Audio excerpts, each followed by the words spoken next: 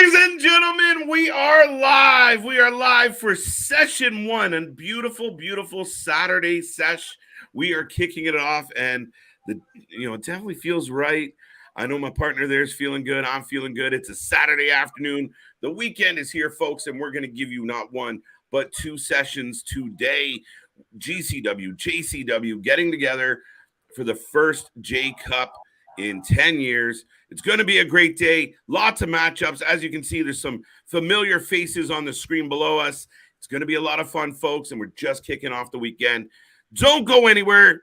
Join us. Strap in, strap on, strap on, strap in. Whatever feels good. Pause.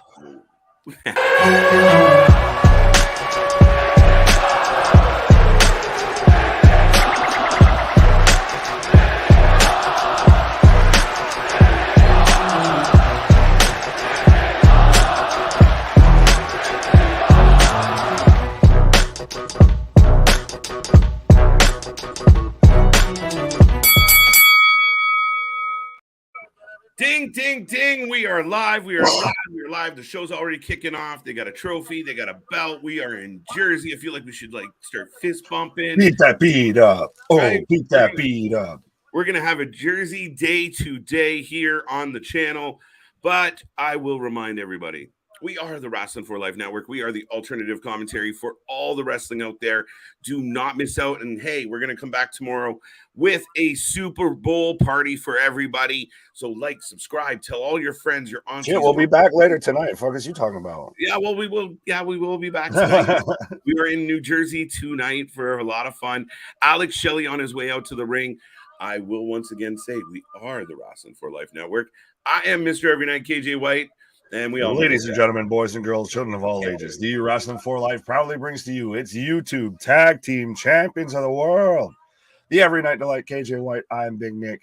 And yes, we're kicking off already with Alex Shelley versus Alex Shelley versus Jordan Oliver. So that's going to be a banger. First match of the J Cup session one here. You know, of course, we got to get the J sessions going. Of course, there were the Vitamins Wrestling channel. So, yeah. Fully endorsed. First J Cup, literally facts. First J Cup in over a decade. They've brought back out the JCW Championship because, for those who don't know, JCW was GCW before it became GCW. They've gone full circle, Nick. Well, and I like that now they've used it almost because they've done GCW or JCW shows. And they've kind of played on a lot of more of the old school era of wrestling, like Uncensored and this and that. And they do theme shows, and they've used it like their NXT, their Ring of Honor, their, smaller homegrown promotion within itself. Right. And here comes Jordan Oliver, Jordan Oliver's been on a tear, a young and upcoming indie darling, if you will. Spent a lot of time with Nick as well. So. Well, and it's one thing that a lot of people compare GCW to ECW. It has very much similar vein, like I was just talking with JCW and Eastern Championship Wrestling. You look like you're about to say something. No, I'm listening. Okay, but now that they have a lot of real young, super talented wrestlers on there that don't have to have the blood, guts, and the gore, the pizza cutters and the thumbtacks matches like Nick Wayne, Jordan Oliver, Blake Christian, who we're all going to see tonight. And so it's got that real third promotion vibe to it. Yeah, and definitely to your point, like you think of ECW, and I know people kind of instinctually think of Sabu and Sandman and all the craziness and the carnage and the Ravens but there was also, the Malenkos and the Guerreros, and hey, Kurt Angle showed up one time. No, I'm just for a cup of coffee. Right, I was like, what the fuck is that? That being said, folks, we are kicking off the Jersey J Cup with what should be an outstanding match. Alex Shelley, Jordan Oliver. I'm gonna go Alex Shelley on this one. Okay, fine. I'll take Jordan Oliver. I was just bigger than man up and everything. And I do very much like in Alex Shelley, again, someone who's competed in the Super J Cup as well as now the Jersey J Cup, which this is what that's kind of modeled after. Yeah. Joey Janela's even gone on trying to say it'll rival PWG's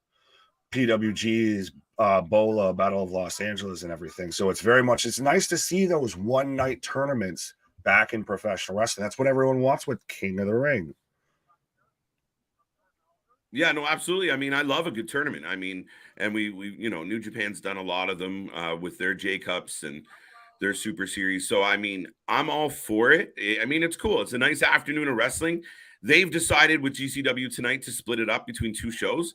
Great. We'll get the first couple rounds in. We'll go grab a cup of coffee, and we'll be right back doing it again. Absolutely. And it gives the boys pause, a chance to, rest, recuperate, what have you, if they need to adjust, versus when you try and cram it too much at times, it gets a little wonky. But yeah, no, it's going to be fantastic. And it's right now, it feels very much like, used to have Saturday morning, afternoon, like cartoons and everything. Now we just got Saturday afternoon wrestling with the boys and everything. Listen, as a young man, those Saturday mornings, I don't think that this generation understands what they're missing out. Saturday morning was locked and loaded with your favorite fucking cartoons, and you just sat there, and at the end of it, it just transitioned into wrestling. Next thing, you had like Papa Shango running around the TV screen. Like, what happened? And then American Gladiators. Fair enough. And then when that was all done, you went around outside and pretended you were a wrestler or a gladiator, and life was gladiator. Yeah, just reenacted everything. If I'm Wolverine, well, Wolverine's meeting Hulk Hogan, right? Yeah, no, and 100%. This is kickoff for the whole Super Bowl weekend. We just had Friday Night SmackDown and Rampage last night. We've got doubleheader J Cup, double J sessions with the boys here, I guess, on Saturday, and then we're gonna be back at it like a jackrabbit for the Super Bowl. Yeah, man, I can't wait for the Super Bowl. Obviously, you're going for the Eagles. I'm going for the Chiefs. It's been an interesting season. I know you were really hopeful for the Bills to get in there. I know Cowboy fans are heartbroken again, and no more Brady once again. Yeah, well, we'll see how long this lasts and everything. Well, yes. Yeah. We literally, when we're not lying when we say we cover anything and everything. We're your alternative commentary for everything. We're covering the Super Bowl as well. Yeah, we're gonna have a fun Super Bowl party. Grab your snacks, tune in, and enjoy. But this match is rolling along, and wow, Shelley just takes out Oliver. Big shoulder tackle from Alex Shelley. And I will take a minute of shout out Clinton, Smile Mark, Chris, Mick, Marvin, everybody, Ronnie, everybody that's chilling with us on a Saturday afternoon. Let's get into some of these. Mick saying NWA will be on tonight. See, we debated between covering NWA or the J Cup, and J Cup won out because you got matchups like this. You got matchups like Gresham versus Speedball, which we're going to see at No Surrender, but guess what? We get to see it early tonight. So we may still I know you kind of alluded to it. We may still take a peek at that when it comes to session 2. Yes. So, and we may take a peek over. And listen, I'm a big advocate that NWA was pretty consistent with what they offered in a pay-per-view. And I know Power is a little hard to track down at times, but overall, the thing with the pay-per-view tonight and the last couple NWAs have been a little bit light. And the card, reading this card, I'm sorry, no offense to the people involved, but it just, I'm not like, oh, we got to see this, Nick. Let's get on. We got to see Iris versus Matt Cardona. First tournament in a decade that's got, this many talented wrestlers. Come see, come talk. I don't disagree. Ooh, damn, there's a lot of wrestling tonight, which is awesome. The J Cup and NWA, and even technically early this morning for those in the US. There was also New Japan, New Beginnings in Osaka. And so now Jay White gone from New Japan. In kayfabe, we're still going to get him versus Eddie Kingston because it's not in Japan. Yeah, I like the technicality. Yeah.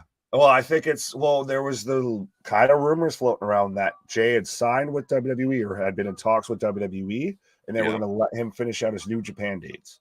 That's why we didn't get him at the Rumble like everybody thought. Fair enough. And we kind of surmised that. Like we talked about, we both had Jay White showing up, but we also acknowledged the fact that, sometimes you can't just walk away and show up. So I don't know. Like, I mean, it's really... I still see people that think he's going to go to AEW, which, I mean, I could see it. There's still, I mean, even Ibushi, who everyone thinks is a lock for AEW, he's still floated out of, well, I might go to WWE. It's a great time to be a free agent in pro wrestling because now you can use two major players that want to sign as many assets as they can, one to outdo the other, and one because they might be selling. So you really get to play this back and forth game. Yeah, you really gotta, again, we don't know anything, and that's where he has history with AEW, of course, and again, you can easily put him in. Like, what if you start fantasy booking stupid shit, right? And I'm thinking like, okay, the bloodline's breaking down, what's gonna happen next? And I'm like, thanks, Paul Heyman. What if it was? Yeah, no kidding. What if it was Jay White and like Nick Aldis and someone else that made up like this, this coalition, new world order, right? Well, shit. I mean, they got Soraya and fucking Tony Storm trying to fucking do the whole NWO thing. It's not working very well. I don't know how I feel about the losers, the L's. Yeah, they put an L because every time they're on fucking TV, it's an L. But Jordan Oliver and big chop from all around to Shelley. Small marks. Final four: Speedball, Mike Bailey, Blake Christian, Leo Rush versus Alex Shelley, with Blake Christian winning the Super J Cup. So this man's already going all the way to full out and outright predictions for the whole show. Yeah, he's just jumping it, Mark. I was gonna say, I'll give you credit for that. That's a bold strategy, Cotton. We'll see how it works out. Yeah, dude, it's so funny because I was gonna say that earlier when we were talking about the J Cup, but we got a lot of we'll go through our predictions as the matches come up, but we had some really tough, stiff competition in the first round, right out of the gate. Yeah, a lot of matches that you feel like they would hope to see in a semifinal are opening round matches like this one, for example, and like we talked about with Gresham versus Mike Bailey. Where did I have it pulled up? With Leo Rush versus Tony Deppen. We've got Charles Mason versus Billy Starks. Interesting matchup there. Right. So there's a lot of stuff that you would think they'd be aiming more semifinals, but we're just getting that out of the gate, which means it's only going to get better, folks. Just beginning. And I mean, again, either Oliver or Shelley gets out of this match, whoever they take on in the next round is going to be a hell of a match. Leo Rush, what does Clinton say here?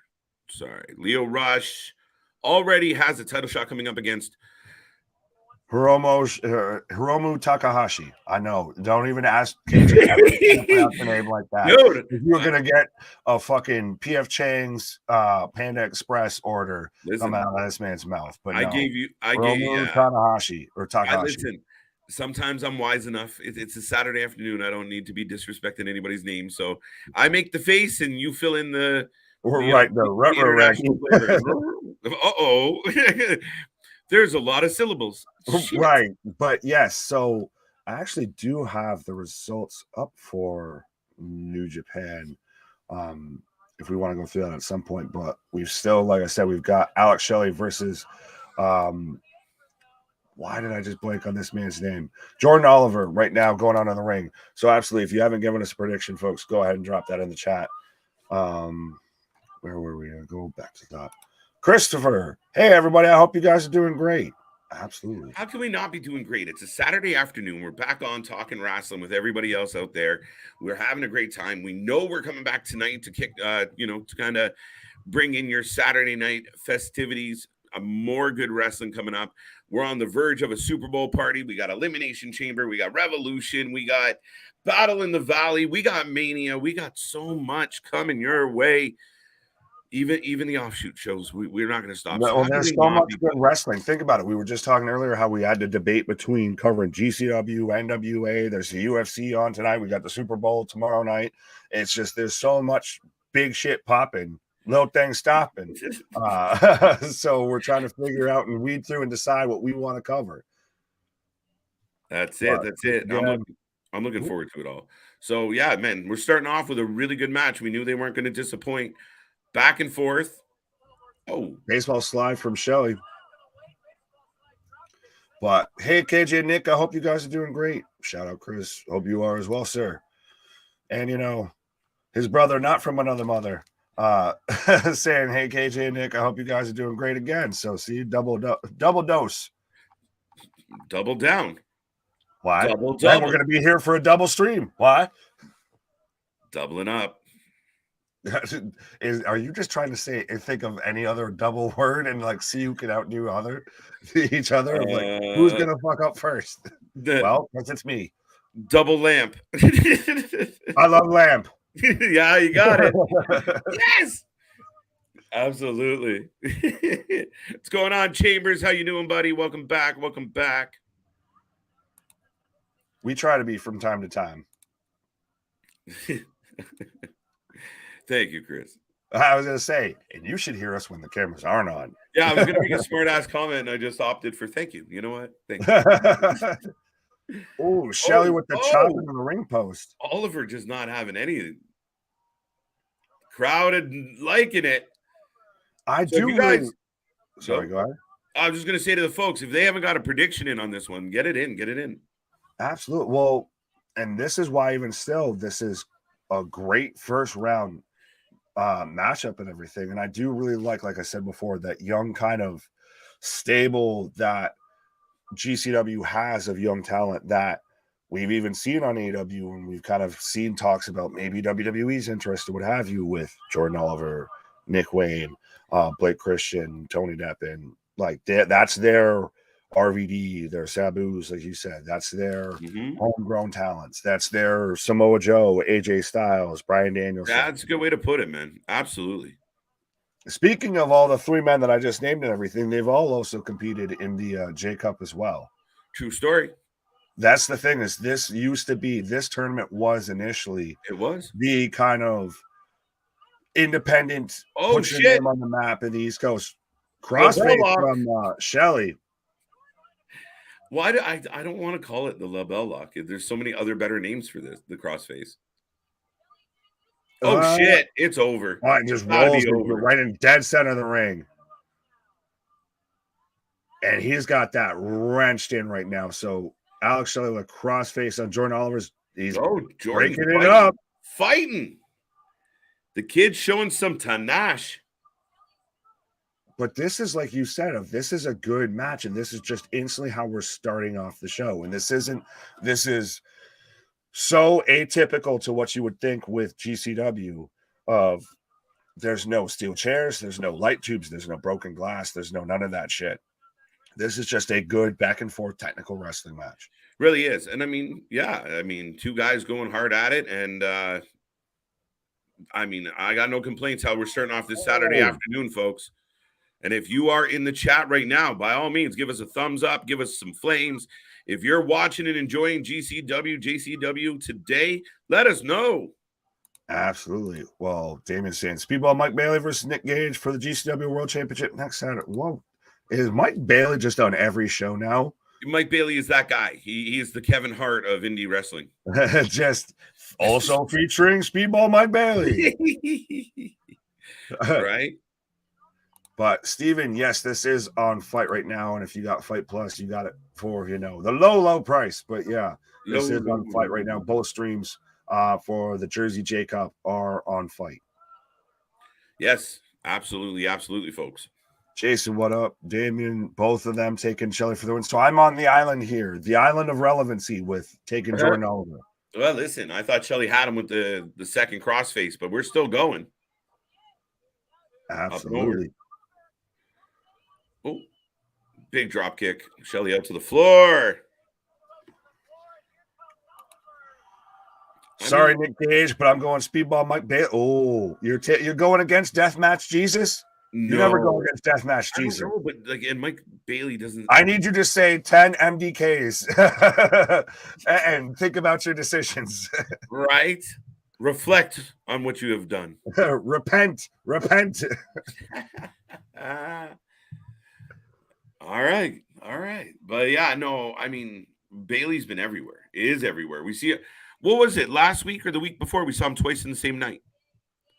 Yeah, shit. It was because they had it was like Thursday, last Thursday. House of Glory or something like that. Was it last Thursday with Wrestling Revolver and Impact? Yes. Something like that. Yeah, we saw him twice in the same night. Oh, yeah, it was, something like that. But even then, he's still going to be on Bloodsport. We've got him at No Surrender. There's, already, I want to say, well, we've got the GCW match that I think it was Damien was telling us about. There's so many cards right now. I feel like you can't have an indie show in professional wrestling that doesn't feature Speedball Mike Bailey somehow on there. I need you to say 10 speedballs. I need you to say 10 speedballs and 10 Hail Marys. At least he didn't say take anyway. Do 10 speedballs. Do 10 speedballs. You're going to be here watching. And then book with TK. Trust me, we've got enough content out there. You can sit there and run off 10 speedballs. Right. Watching us. Why? Big ass. Oh, big move from Jordan Oliver. Those. Yeah, there's a lot of talk about this one, Nick, with the tapings apparently starting for Ring of Honor. Didn't they start when Rampage started? I don't know. A little bit. No, I'm just saying that Rampage feels like Ring of Honor. It should kind of just. Oh, I see what you're saying. Okay. There we go. No, but I mean, it's very interesting as far as is it just going to be tapings and then set right up to the streaming service, right?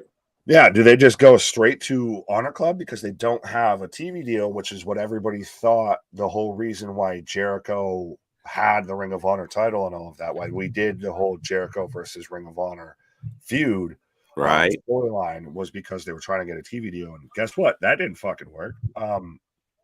Gee, I wonder why. So, do they just go straight to Honor Club? Do they air at a weird time on TBS or TNT or something, or do they immediately following AEW Rampage tune in for Ring of Honor? I don't know, man. I don't know. It could go either way.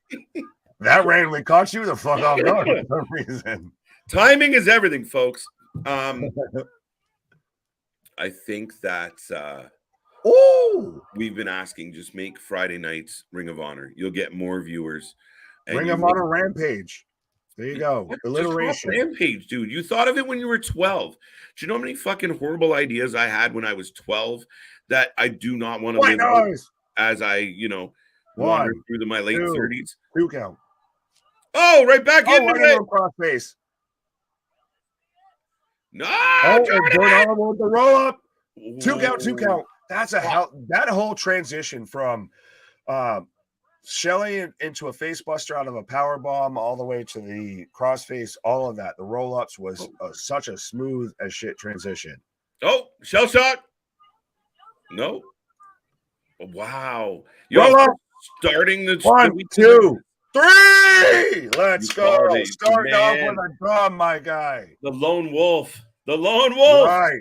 Everybody, I better see a lot of 0-1s in the chat right now. Fuck off with this. Do you think that makes Jordan Oliver the instant Cinderella here?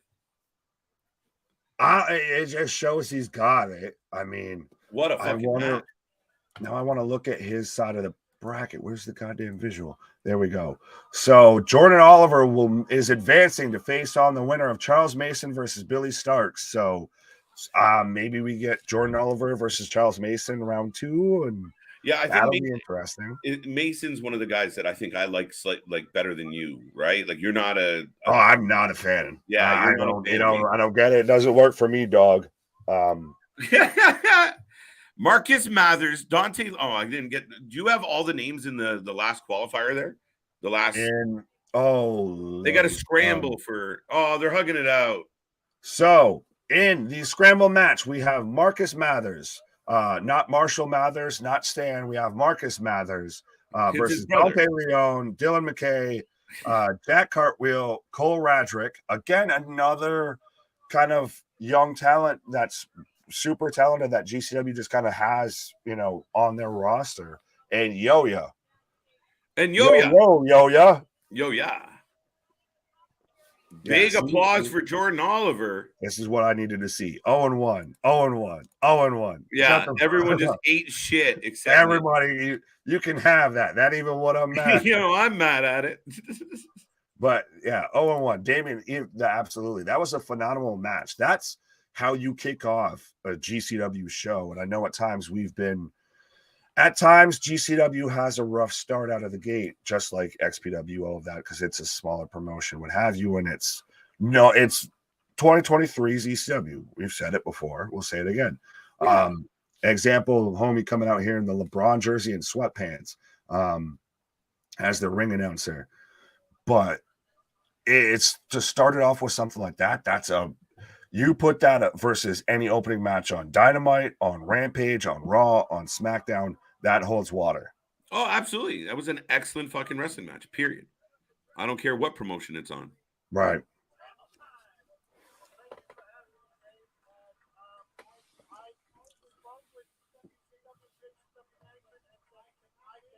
I, on one hand, hate and respect the ring announcer's gear here of, like I said, black hoodie, LeBron, Cavs jersey, sweatpants, flat brim hat. Literally, he looks like literally if one of us just if one of the fans got to do it for a day, we needed to go and do ring announcing for a show.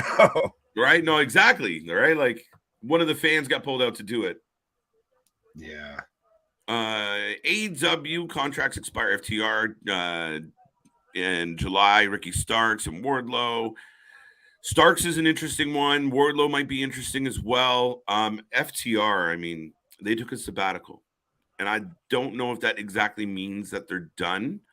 They seem, at least from what I hear from Dax, to have a level of respect for Tony, but I don't know if they're ever going to get booked the way they want in AEW. Well, there's also speculation that the whole reason we had the Ass Boys win on Wednesday is because we're going to get them back at Revolution, and that's how we transition the titles. Well, if you're sitting at home and you're Dax and Cash, and you see this go down, and you get the rumor or the idea that, you know what, when you guys come back, you're going to go after the Ass Boys. Are you exactly like,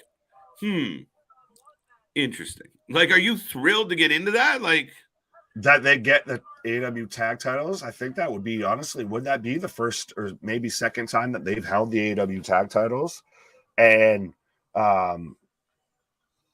what was it that the Gun Club tweeted out, or like I think they might have tweeted out "Ass Boys out" or like "Top Ass Boys out," like trying to take a shot at FTR. Yeah. Pause on all that. And we saw the funeral, and we saw a couple other moments where they're poking at him. So yeah, Nick, I mean, it's highly possible. But I don't want that, and I especially with Dax going on his last podcast talking about how it was being in that tag division, with the Young Bucks pretty much having creative control in it. And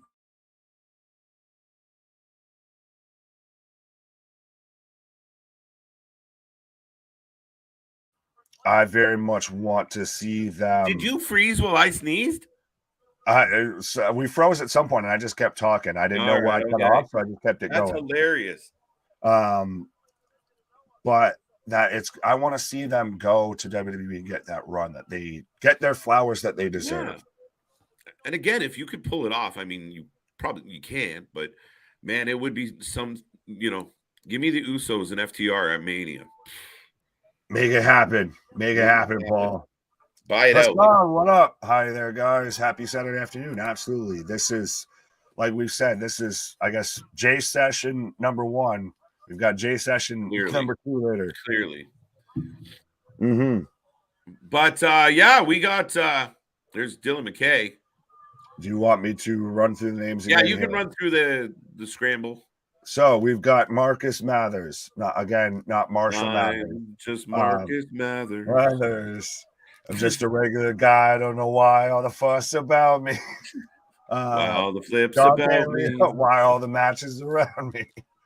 Cole Radrick is a trip because he's a good wrestler, but to see him, you're like, what do you do? Looks like he works at the local gas station. James Ellsworth was a good professional wrestler.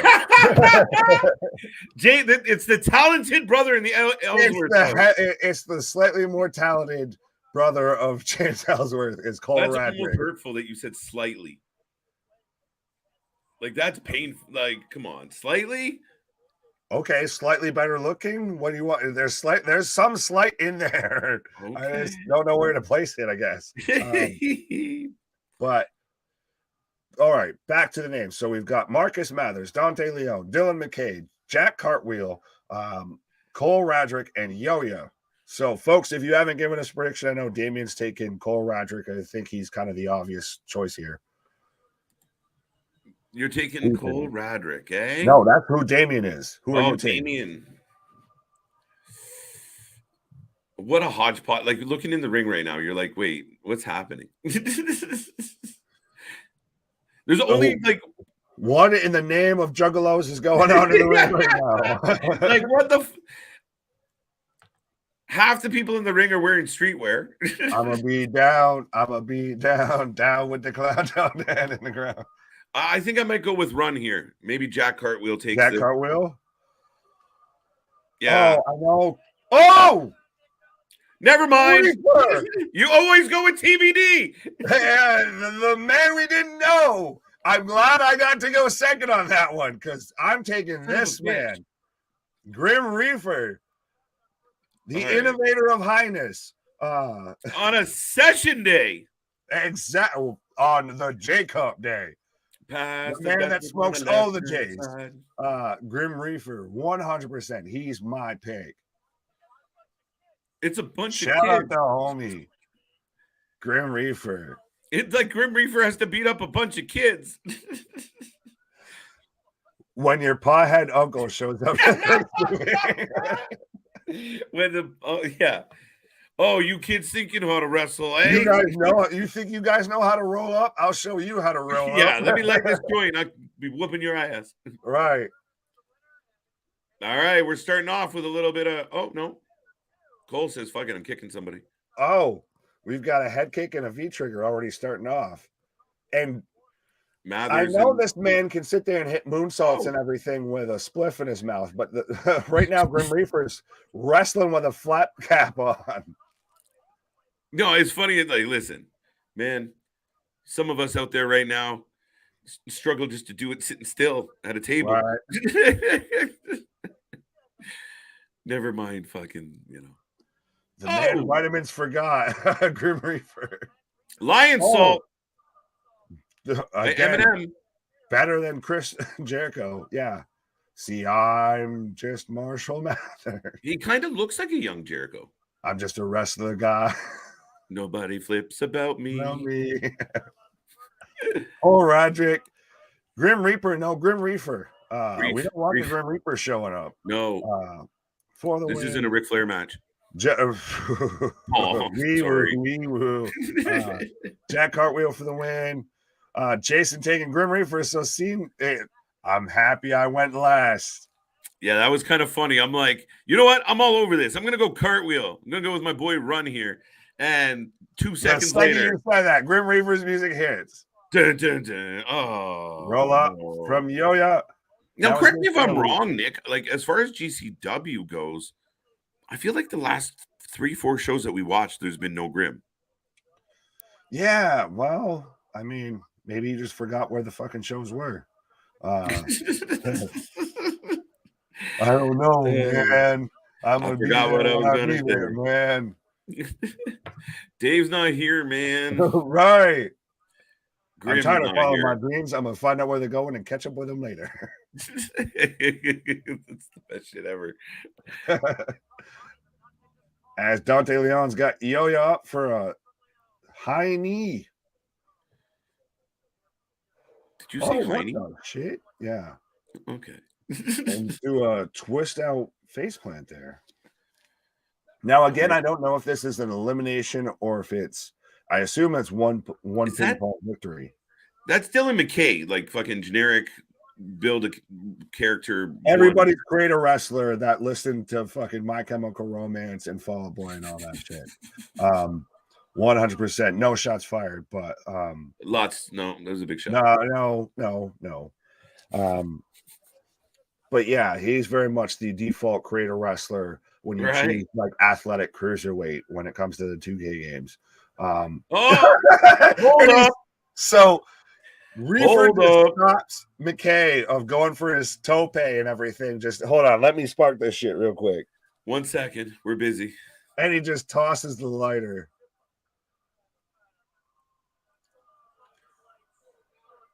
the way that motherfucker stays lit, either he's the ultimate fucking roll master or that's the kayfabest of kayfabe joints, my guy. It's got to be like how that shit now you know it's not fake because there's too many people around in the audience. He needs that legitimate street cred, so you know he's not faking it. But I don't know. Never canoed, like, that shit's never gone out. He's never using a fucking glue stick. Like I've had one fall apart just with a gust of wind. Never mind running around with it. Right, but I'm saying that shit's like I said. That shit's never canoe. That shit's never. You never had to rewrite that shit. There's no roach after all this shit. Like fuck. Oh, and the super kick, the back super kick. Reef springboard to the floor, and they're down. The tope puff puff pass. The Snoop Dogg of wrestling. The Snoop Dogg of wrestling. 100%. Reefer, if you trademark that, you know where you got that from. Right. But man just effortlessly hits a springboard front, a senton. See, this is where we tell people, like, if you avoid GCW because it's death matches, like, watch this. This is a spot monkey match, and it's great. Well, we had a super technical match, a fantastic back and forth to start off the show. And now we're getting your spot monkey, your high flying, your high spots, everybody has a one-on-one match just with different people for a half hour match that you get, say, on AEW. And we haven't had a light tube, a steel chair, no furniture, no pizza cutters, no nothing. Dante Leon doesn't move off the turnbuckle to the floor. That man inserted 4 extra steps into the move he delivered. He did a lot of extra shit that didn't mean nothing. And the corkscrew at the end was all right. Yeah, their version of Mikey Whipwreck. Right? That's a spot on. Like, that's right on the fucking bullseye on that one. Oh, absolutely. Junior if Mikey. Raven and Mikey Whipwreck had a child, this is who this one man would be. I wonder if people ever wonder why we have these conceptions all the time. Vitamins. Very much. Hence why we're big fans of why I pick Grim Reaper. The name's in the answer there, folks. You always go with TBD. That's the thing. It wasn't a TBD. It's just literally by happen circumstance. Who's generic wrestler number 2? That doesn't help me. You mean Marshall Mathers there? No, the gentleman in the black. Yo-Yo. That's Yo-Yo. Yo-Yo. Yeah. Okay. Completely blanked out Yo-Yo. Yo. And we've got the entrance, or the opening segment of any 2K games, My Rise right now, here of Marshall Mathers versus, Christ, I already forgot his damn name. That is amazing. Oh, Canadian Destroyer off the Brett buckle. Brett's rope.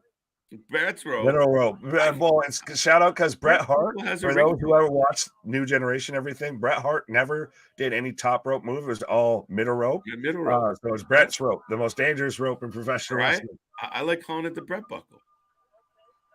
Well, I like alliteration, sir. Do I have to let you get away with that because you're Canadian? Maybe. Oh, Mathers is looking under the ring. Oh, McKay doing a 720, 1080, 900, Tony Hawk. Fucking Yo-Yo just staring at what did Yo-Yo act like you're hurt, bro? What the fuck are you doing? Shooting star press, 7-year itch. 450. That looked brutal. Into a 450. Oh my god. So here they come by one by all of. Now we've got shit. Corkscrew. Now we've got Black Arrow again. High spot. My Hero Academia there with a fucking corkscrew twist off the top rope there. Oh, Reefer back in. He lost his joint somewhere in the routine, but Russian leg sweep from the middle rope. Cole's back in. See, some of this is too double stunner. The double stunner. Some of it is a little too set, right? Like Yo-Yo's laying on the ground, literally staring at the man who's about to jump on him. I get that, but it's one of those of this is where I'd give this, because this isn't 2 hours of this, that I give it a pass. But get some basic, right? Like fucking act like you're hurt. That's how a man act is like you've been there before. If you're not hurt, how the fuck do you let another human being jump out of the sky and land on you?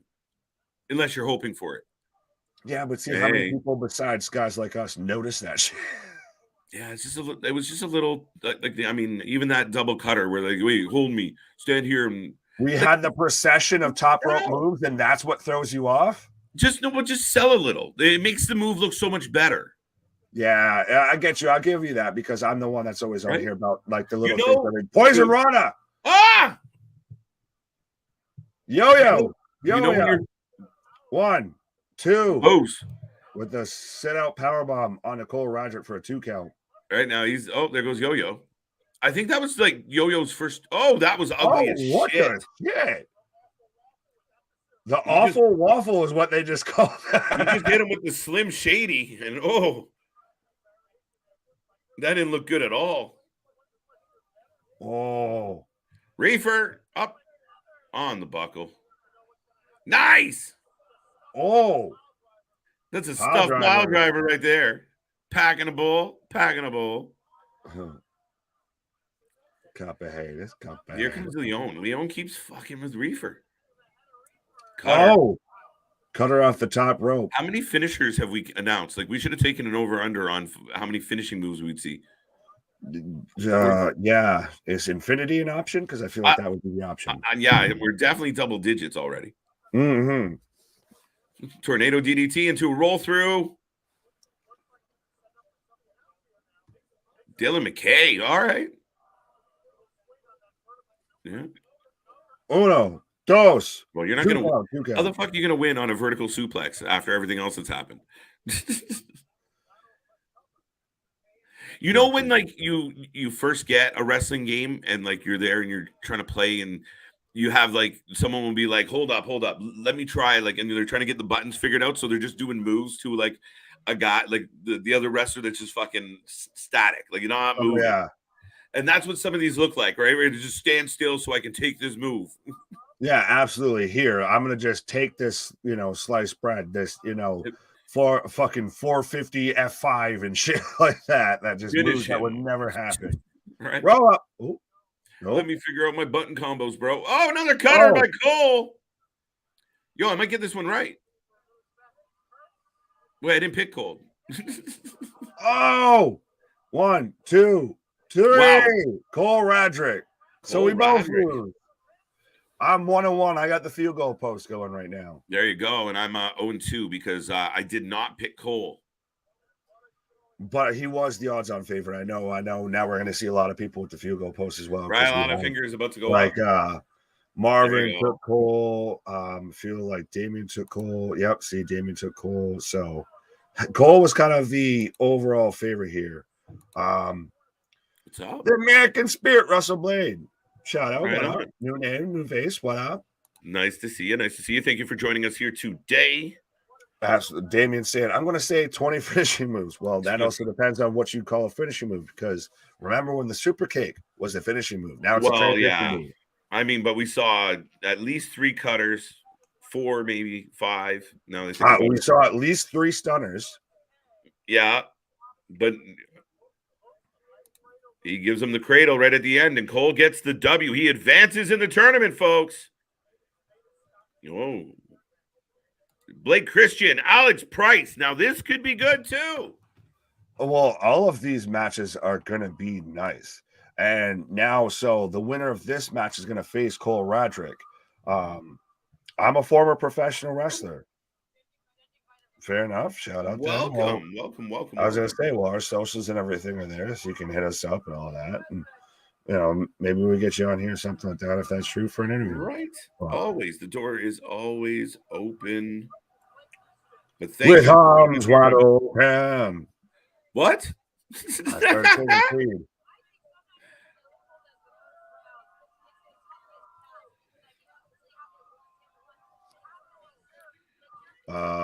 All right, we got the next matchup coming out.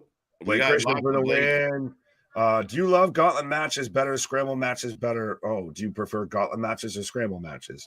I prefer just elimination matches. So if you would have done essentially a scramble and made it an elimination, then you would have had those finishers actually feel impactful because boom, that person's out. Boom, that person's out. Boom, that person's out.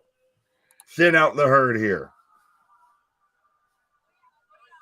Yeah, no, I completely agree in the sense of I hate gauntlet matches. I hate those, whatever funky name that you put on a gauntlet match. To me, it is a fucking crowd killer.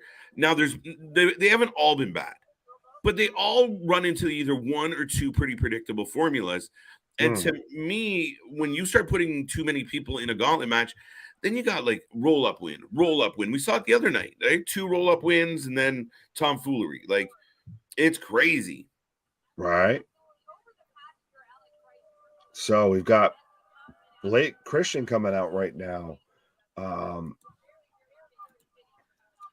And yeah, Alec Price coming out here with like it looks like the brace or the ice pack on the shoulder and everything like that. So this might be a little bit quicker than we think it's going to be, I feel. And do you remember too when we had that whole rumor when we were watching GCW in 2022? I hate to call it last year, to where there was that rumor that Blake Christian had already pretty much signed with AEW. Yeah, headed right there. And he was cutting the promos, even in the crowd, and it sounded like he had a whole promo tour saying his goodbyes and everything. And now he's still very much a staple of GCW. Right. Blake Christian's been outstanding though, and he was another one. I thought he had an outstanding 2022, and he's really coming to his own. It's funny because I think he looks like a little Sheamus coming out with the tank top. A little banger, bro. Pause. What? I could see that. I mean, a little bit of he's a half pint brute instead of a brawling brute. But who are you taking? Blake Christian, Alec Price. I'm going to go Blake. Predictions in the chat. Who are you taking, sir? I'm going to go Blake. I got to agree with you, and I know we tend to try and disagree, but I don't know if this man's either competing on American Gladiator like we talked about earlier there, but he's already got the shoulder pad, the shoulder brace on his Price. So I feel like this is pretty much a sign, seal, deliver thing that Blake Christian's going to win.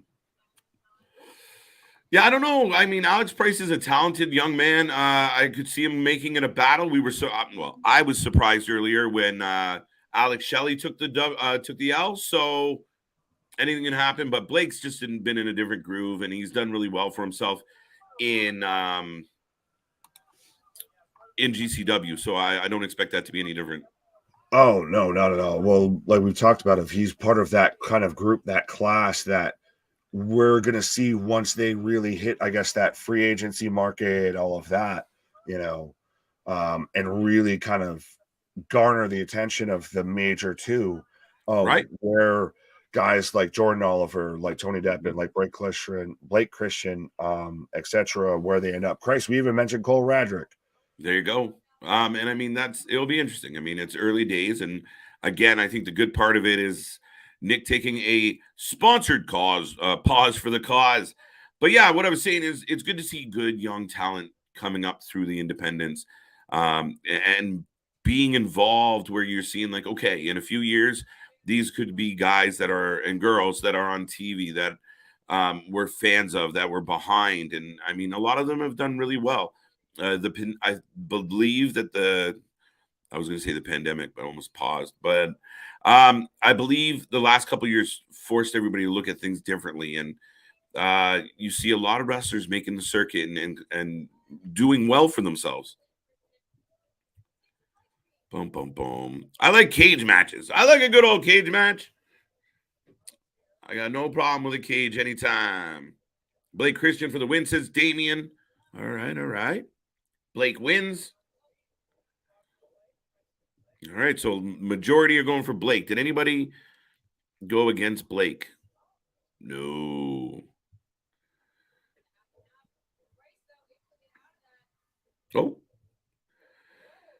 Oh, back body drop. He lands it on his feet. Now it's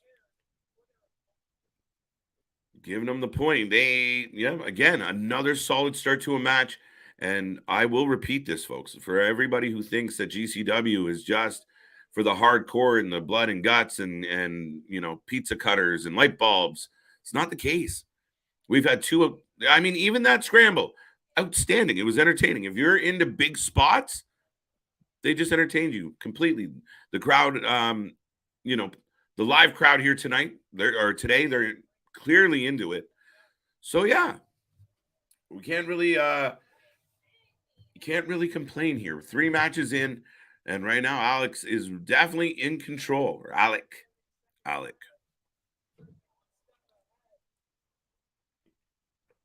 And of course, we've seen Blake Christian on AEW. We've seen Blake Christian on Impact.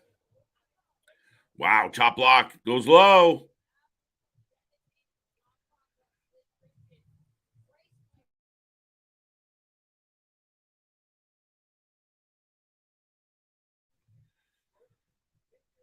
All right, Blake back up now, in control, working away on that leg, folks.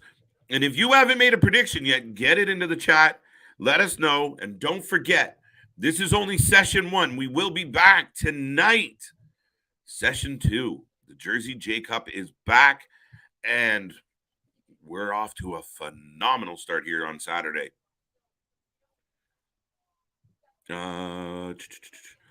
What matches do you like better? Hell in a Cell matches or cage matches? Again, what one do I like better? I don't really know. I mean, overall, the spectacle of Hell in a Cell is outstanding. But again, for me, it's all about how we get there. So if you just drop a Hell in a Cell between two people that aren't really that heated, or it hasn't mounted to that, or they can't get a match in without some type of interference, we've had some outstanding Hell in a Cell matches. But there's nothing wrong with a good cage match either. Slight lean to a Hell in a Cell for Damien. If you don't have the heart for pro wrestling, you will never make it. Absolutely. You know, a lot of the chats we've had with especially independent wrestlers talking about having that heart, being able to, you know, get up and grind, especially when not many people are watching, and, you know, you're just trying to achieve that goal. You're trying to climb, you're trying to get better. Then you hope the audiences improve. And we've seen what happened over the last year and a half with like GCW, and more exposure, bigger shows. Oh, Blake dropping Price just on his knee, and then a modified dragon screw taking him down to the mat off the top. Ooh, I got that last stuck in the throat.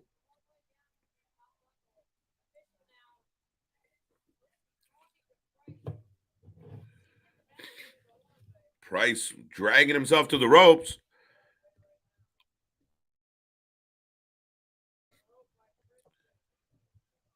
But yeah, so far so good. Blake all over Alex.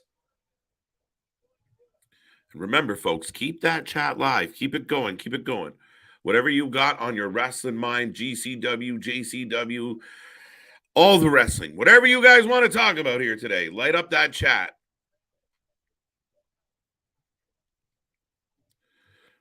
Yeah, no, Blake's excellent. And I mean, we've seen him, you know, for the longest time, he was just kind of that bright-eyed baby face. And then everyone was just happy to see him. Highly talented, highly acrobatic. But over the last little while here, we see him kind of evolve into this heel, and it works. You're watching him right now, razz the crowd. He's really evolved into what I would consider a well-rounded pro wrestler at this point. He had all the moves, he had a lot of tools in his toolbox, but now he's slowing a match down, picking apart a body part, you know, taking his time, playing it up to the crowd, milking some heat.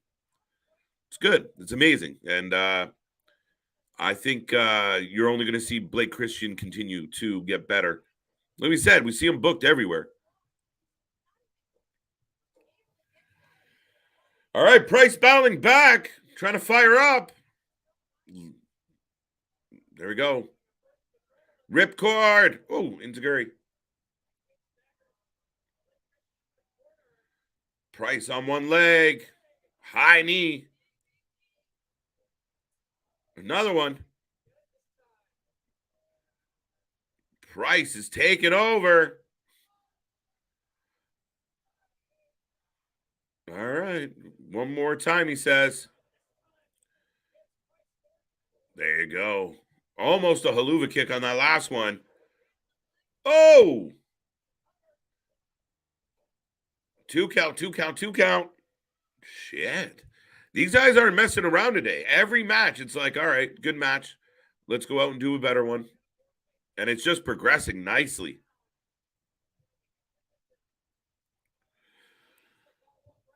Damian, who's over Eddie Kingston or Jay White when they have their match? Who's going to go over or who is more over? I think for a North American audience, Eddie Kingston's probably slightly more over, even though his heat, his heat or his shine has totally kind of come to a bit of a standstill. I think that's why we're getting a very frustrated. Oh, shit. 450 double axe handle across the back for a 2 count. Price not done yet. And Christian definitely looking at the sky, asking himself, what do you got to do to put this man down? There you go. I think it was, I don't know if it was supposed to be a cross body 450. Got him with the arms. So I'll give him credit for a double axe handle 450. Who's going to go over? You know what? I'll say Eddie. If Jay White is about, if Jay White is heading to the WWE, I could see him putting Eddie over. Eddie, give a little shine to his buddy. But if Jay goes back to AEW, he could win this and it could carry into Dynamite maybe. Maybe we get Eddie and Jay White on Dynamite. I'm all for it. Let's go. Why not?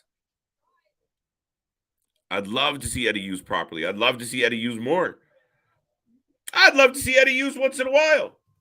Now, he is going to take on Ortiz as we've developed some weird kind of angle here. People thought maybe Ortiz. Oh, wow. Springboard moonsault by Blake onto the floor. Tells a man in the front row to suck it. Not very polite, but the man stuck his tongue out, so I don't know what that means. Who is your early prediction for Eddie Kingston and Jay White's? Eddie. I think Eddie would be a bigger surprise for me. And I like Jay White a ton, and I really, really hope he lands somewhere, whether it is... Oh, shit.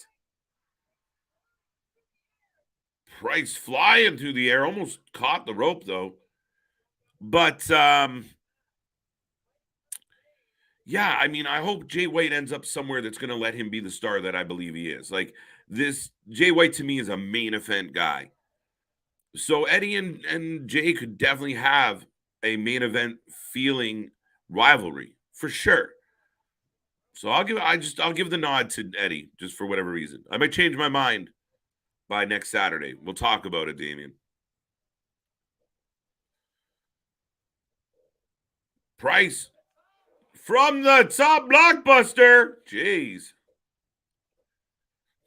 Another 2 count. Another 2 count.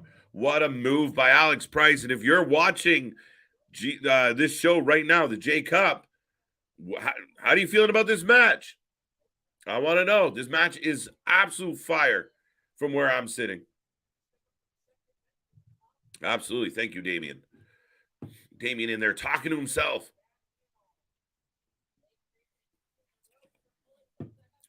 Where's the rest of the chat, folks? Let's go. Blake Christian. Back to the leg.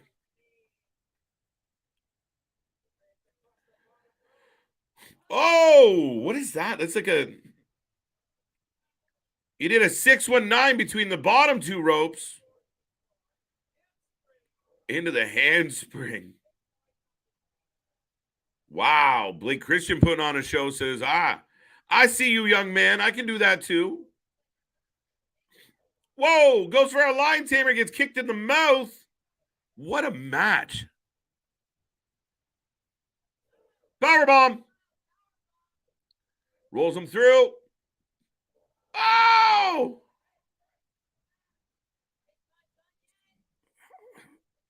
A flip into a DDT.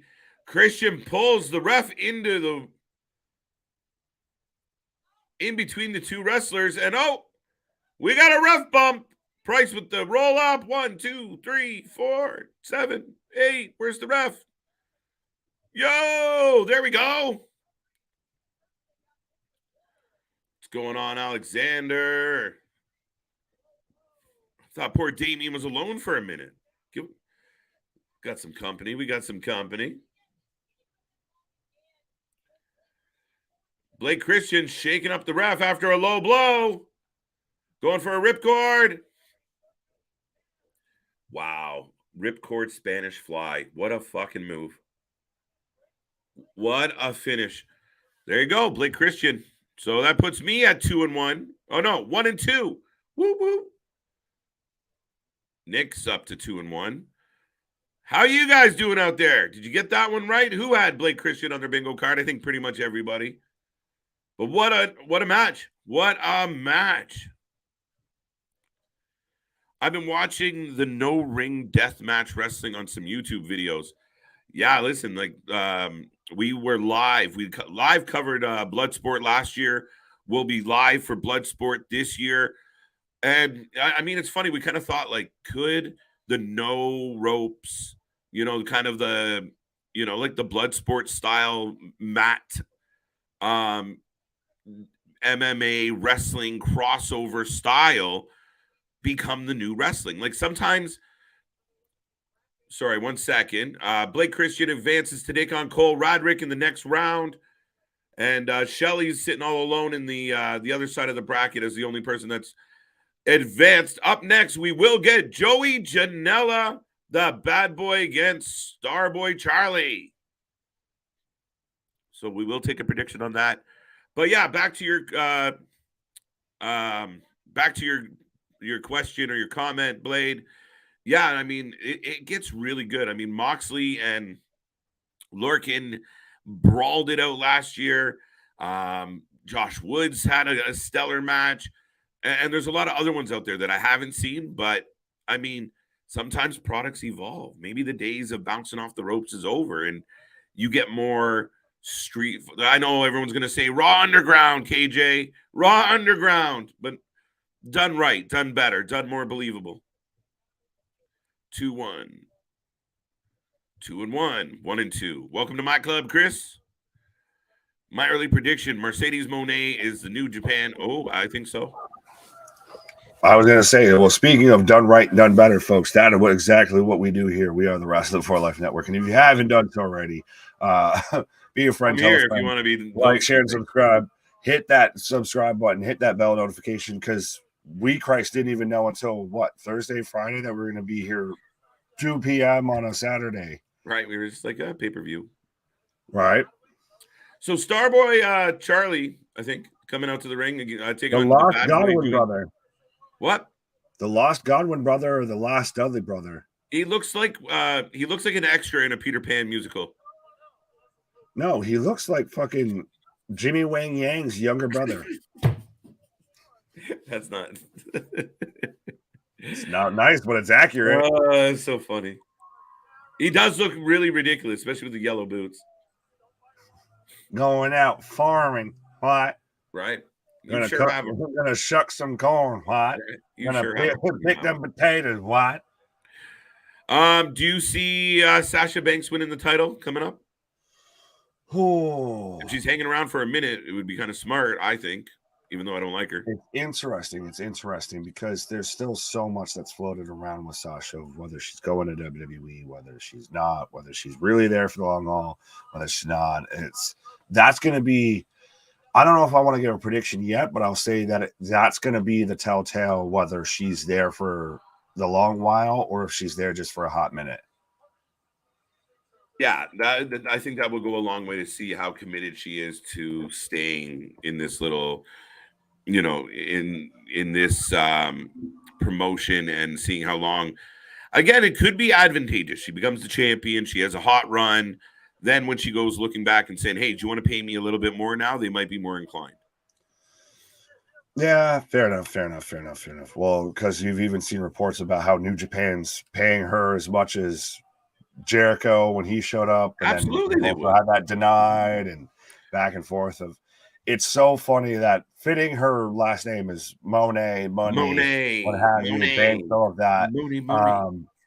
When that's really what it's come down to, I feel, is where she goes when it comes to professional wrestling. Of just shut up and pay me the money. Shut up and show me the money.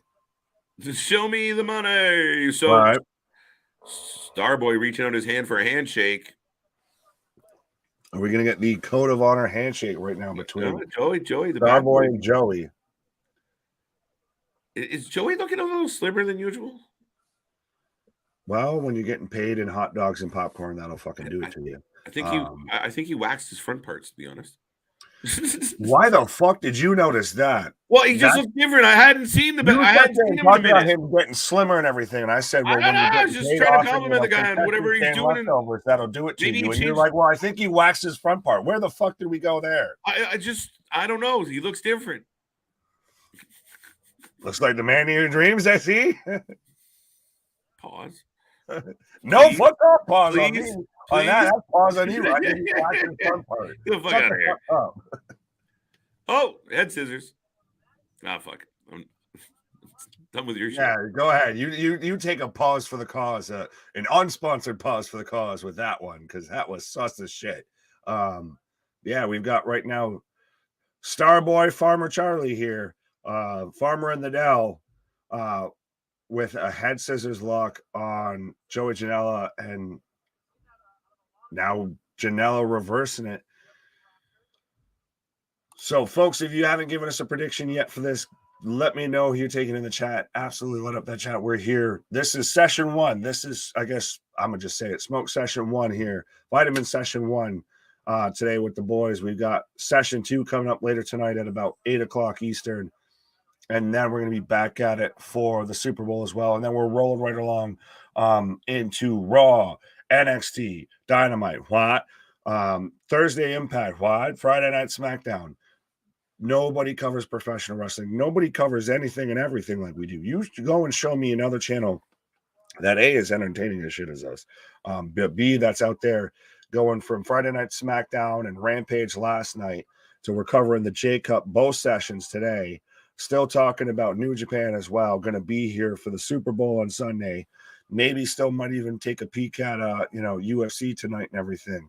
Nobody does it like we do, folks. So absolutely be a friend, tell a friend, like, share, and subscribe. Still just under a year old and everything like that, and already hitting up that lucky number 13, that 1.3K for the subscribers. So absolutely, we're a small army, folks. So you might as well join it. Cost you nothing.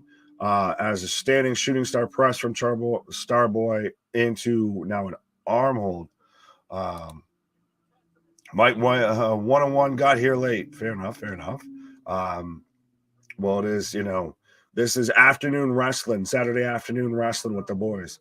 Well, you'd be streaming enough said tonight. What? Yes, Alex, we will be here tonight. I just went over that. I don't know where that came from, but yes, we will be here tonight. We'll be here Sunday night. Christ, we're here pretty much damn near every night. What? Joey Janela for the win. Lost relative of Hillbilly Jim. Yeah, fair enough. Like I said, I was trying to make a joke there about Henry O. Godwin, but yeah, he's very much, he reminds me of, Spike Dudley's, illegitimate child here right now, especially with the giant yellow rain slicker boots. KJ Nick. Yes, that's who we are. What? That is the Every Night Delight, KJ White, the Iron Man of the internet. What? The Superman of streaming. What? Who's your pick for the main event of UFC tonight? Makachev or Volkanovski? Again, see, it's a good thing you asked me that now instead of when KJ was here. Big power bomb from Janela, but that's a really interesting main event. And I don't know if it's exactly going to be a barn burner or anything like that, but it's going to be, it's not one of those of blink and you're going to miss a knockout. Why I'm going Volk? Because the multiple names that, you had to try and pronounce and everything, sir.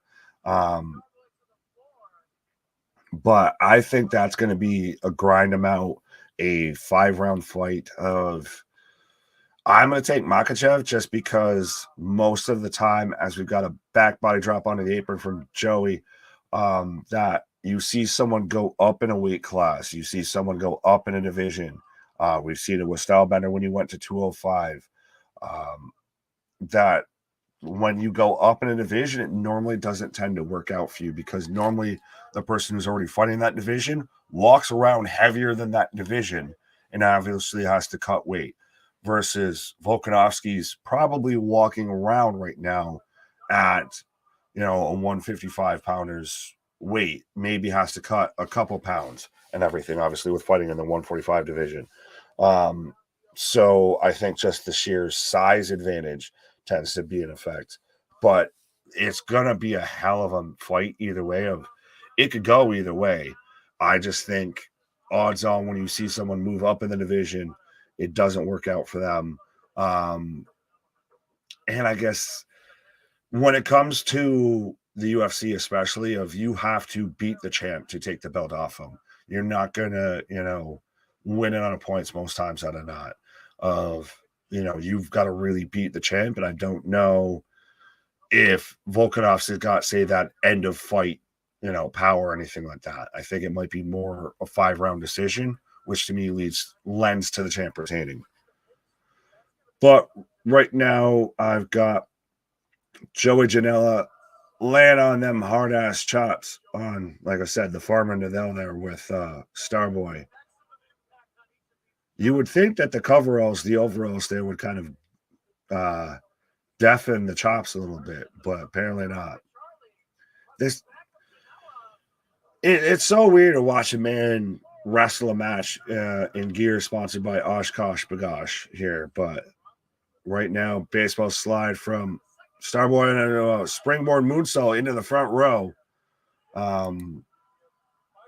Tyrus lose the 10 pounds of gold tonight to Matt Cardona, yes or no? Well, we might be peeking in at that as well, but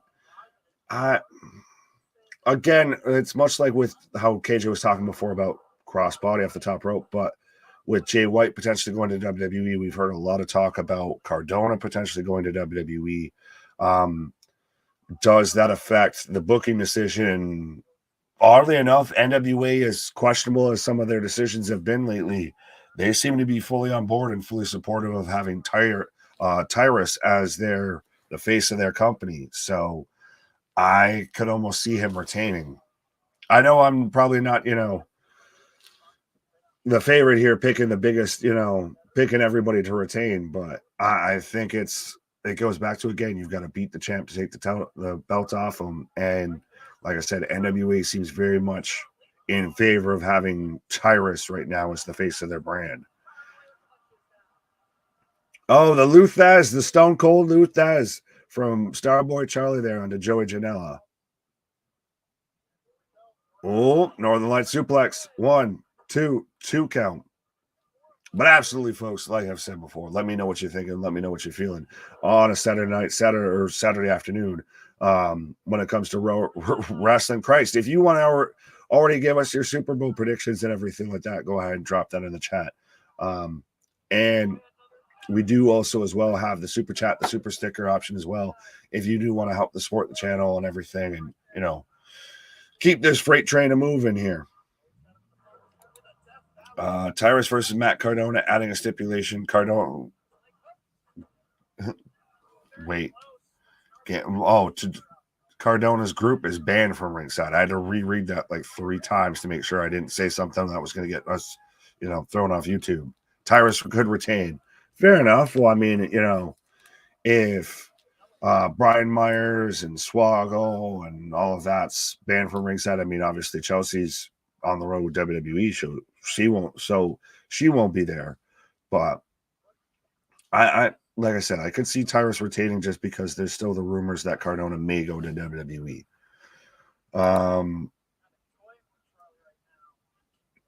Dave Chop, are you excited to see another Mark Briscoe versus Josh Woods Wednesday night? If I'm seeing Mark Briscoe, if I'm seeing him on my TV at all, I'm excited. Christ, we were even just excited for him last night, just cutting a promo. So absolutely, him versus Josh Woods, I think, has the potential to be a good match. As I hate the stupid spot, so where they sit there and just both go back and forth of just wanting each other to chop. As the straps are down on Starboy, as he's just laying in chops on Joey Janela, of why do I get the feeling that this kid's going to end up getting the win of, you know, a la 1, 2, 3 kid raise a remote. If it wasn't expected, of everybody thinks Joey Janela is going to at least advance past this round in the tournament. And then you get Starboy Charlie there out there with the straps down, picks up the win. Diving forearm. Oh, big knee. But also as well, because I don't know what they're including in session 1 and what they're including in session 2, but I assume session 2 is mostly just the second round of the finals and all of that. But we still have Aries versus Commander coming up. We still have Mike Bailey versus Jonathan Gresham. We still have Leo Rush versus Tony Deppen. We still have Charles Mason versus Billy Starks, if they're going to get all of the first round matches in session 1. So strap on and strap in, folks, because we're already an hour 15 in, and we're still only about halfway through the first round of the bracket so far. Big forearms back and forth. V-trigger! Is that another move that's just used too much? That's too much of a transition move. I know we've talked about the super kick, but I feel like even the V-trigger itself has now just become pretty much, if you're on the independent scene, and Christ, even some major promotions, everybody kind of just hits it at least one point or another in a match. As we're getting back and forth German suplexes now, I guess we're doing our tribute to Kurt Angle here now that we've got the straps down and we're getting German suplex upon German suplex upon German suplex. All right, you've got to at least start selling some of these, because literally the second that these guys are hitting the suplex, they turn around and roll up instantly for corkscrew Phoenix Splash, 2 count. Yeah, as soon as they're landing for the German suplex, they're turning around and going right into the next one. You've got to sell that move at least a little bit to make it look halfway effective. Otherwise, what the fuck are we doing? Who is your pick for the co-main event? Rodriguez versus Josh Emmett. Damien. That, I don't know if I even want to give a prediction on that, because that's part of even why I'm not super excited about this card, because that would be a great fight on a fight night of if I was watching that on ESPN Plus, what have you.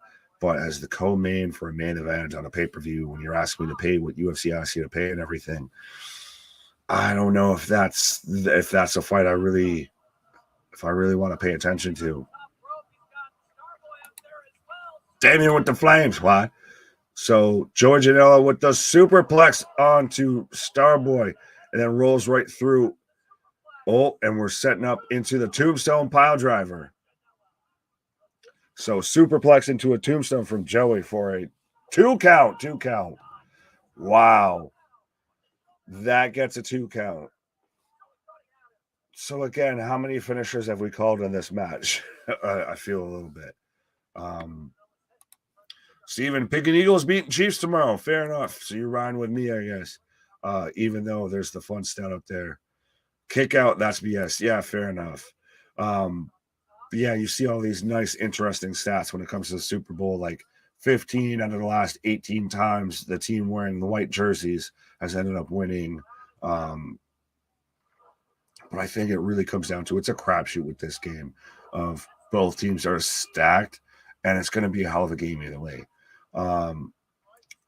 Big spike DDT from Starboy onto Joey Janela.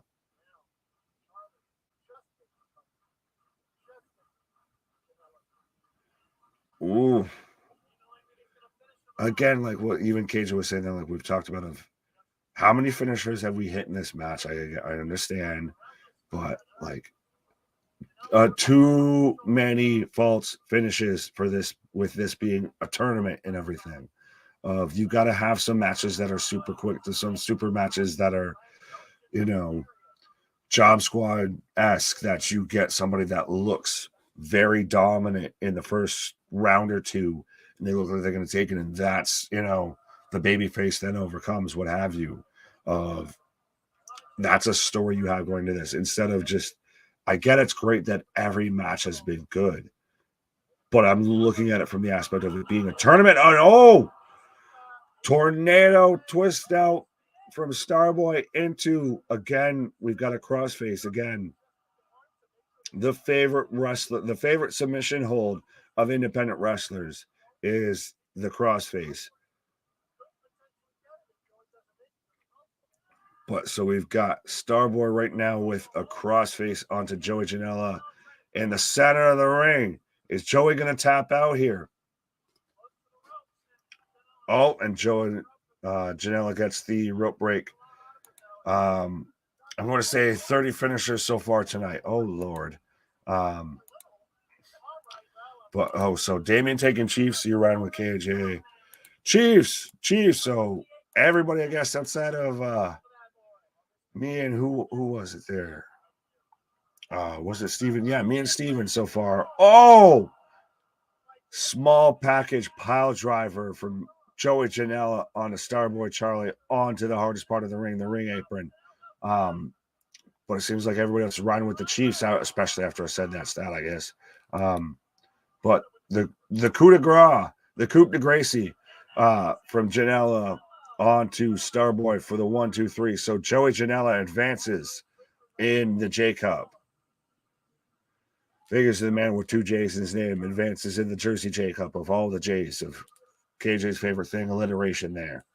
But again, a hell of a match. I just feel,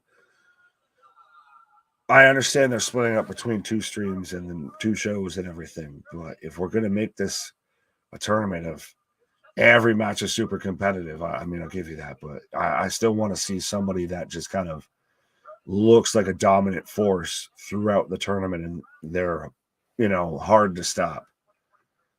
3-1, 2-2. I don't even know if I gave a prediction on this or anything like that.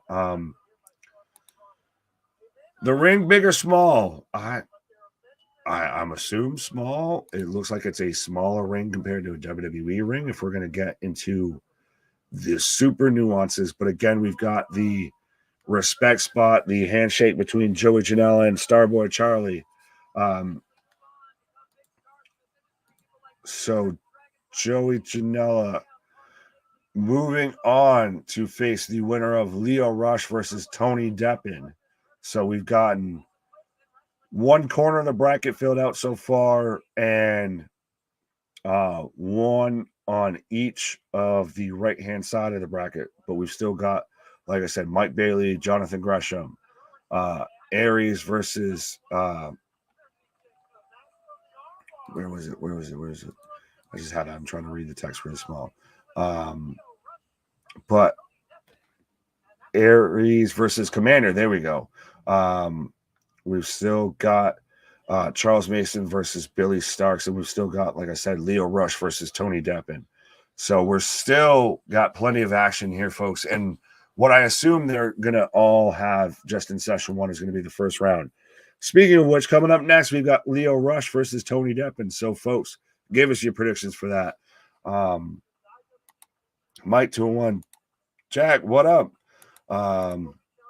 Steven saying, if the Eagles can keep Mahomes on the bench, time of possession, the Eagles have a chance to win.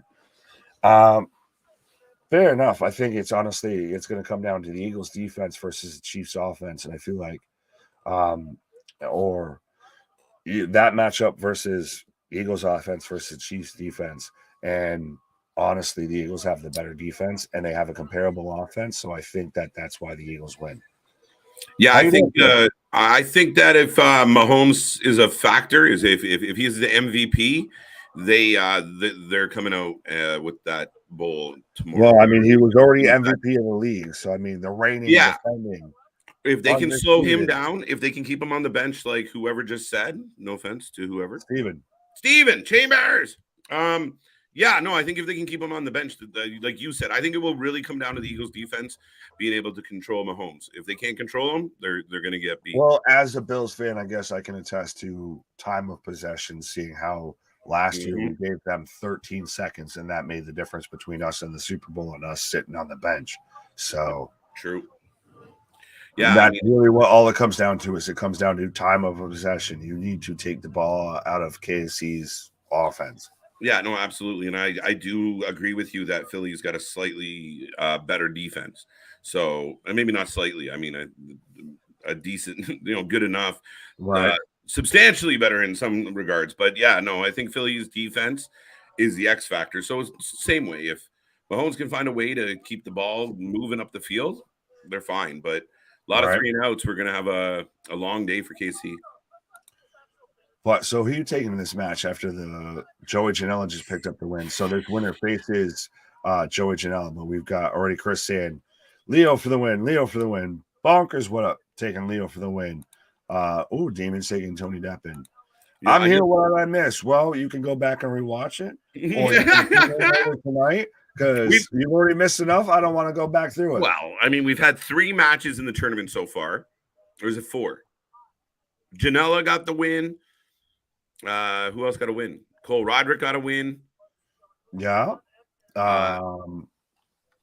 Jordan Oliver got a win. Right. We missed one. And Blake Christian got a win. Oh, and Blake Christian. And 4 outstanding matches. Right. Absolutely. Maybe I'll go Deppin. Rush loses a lot on the Indies. I'm taking Rush. So if you want to take Deppin, you can have that. Yeah, we've got Deppin right now. Cutting the smarmy promo. What?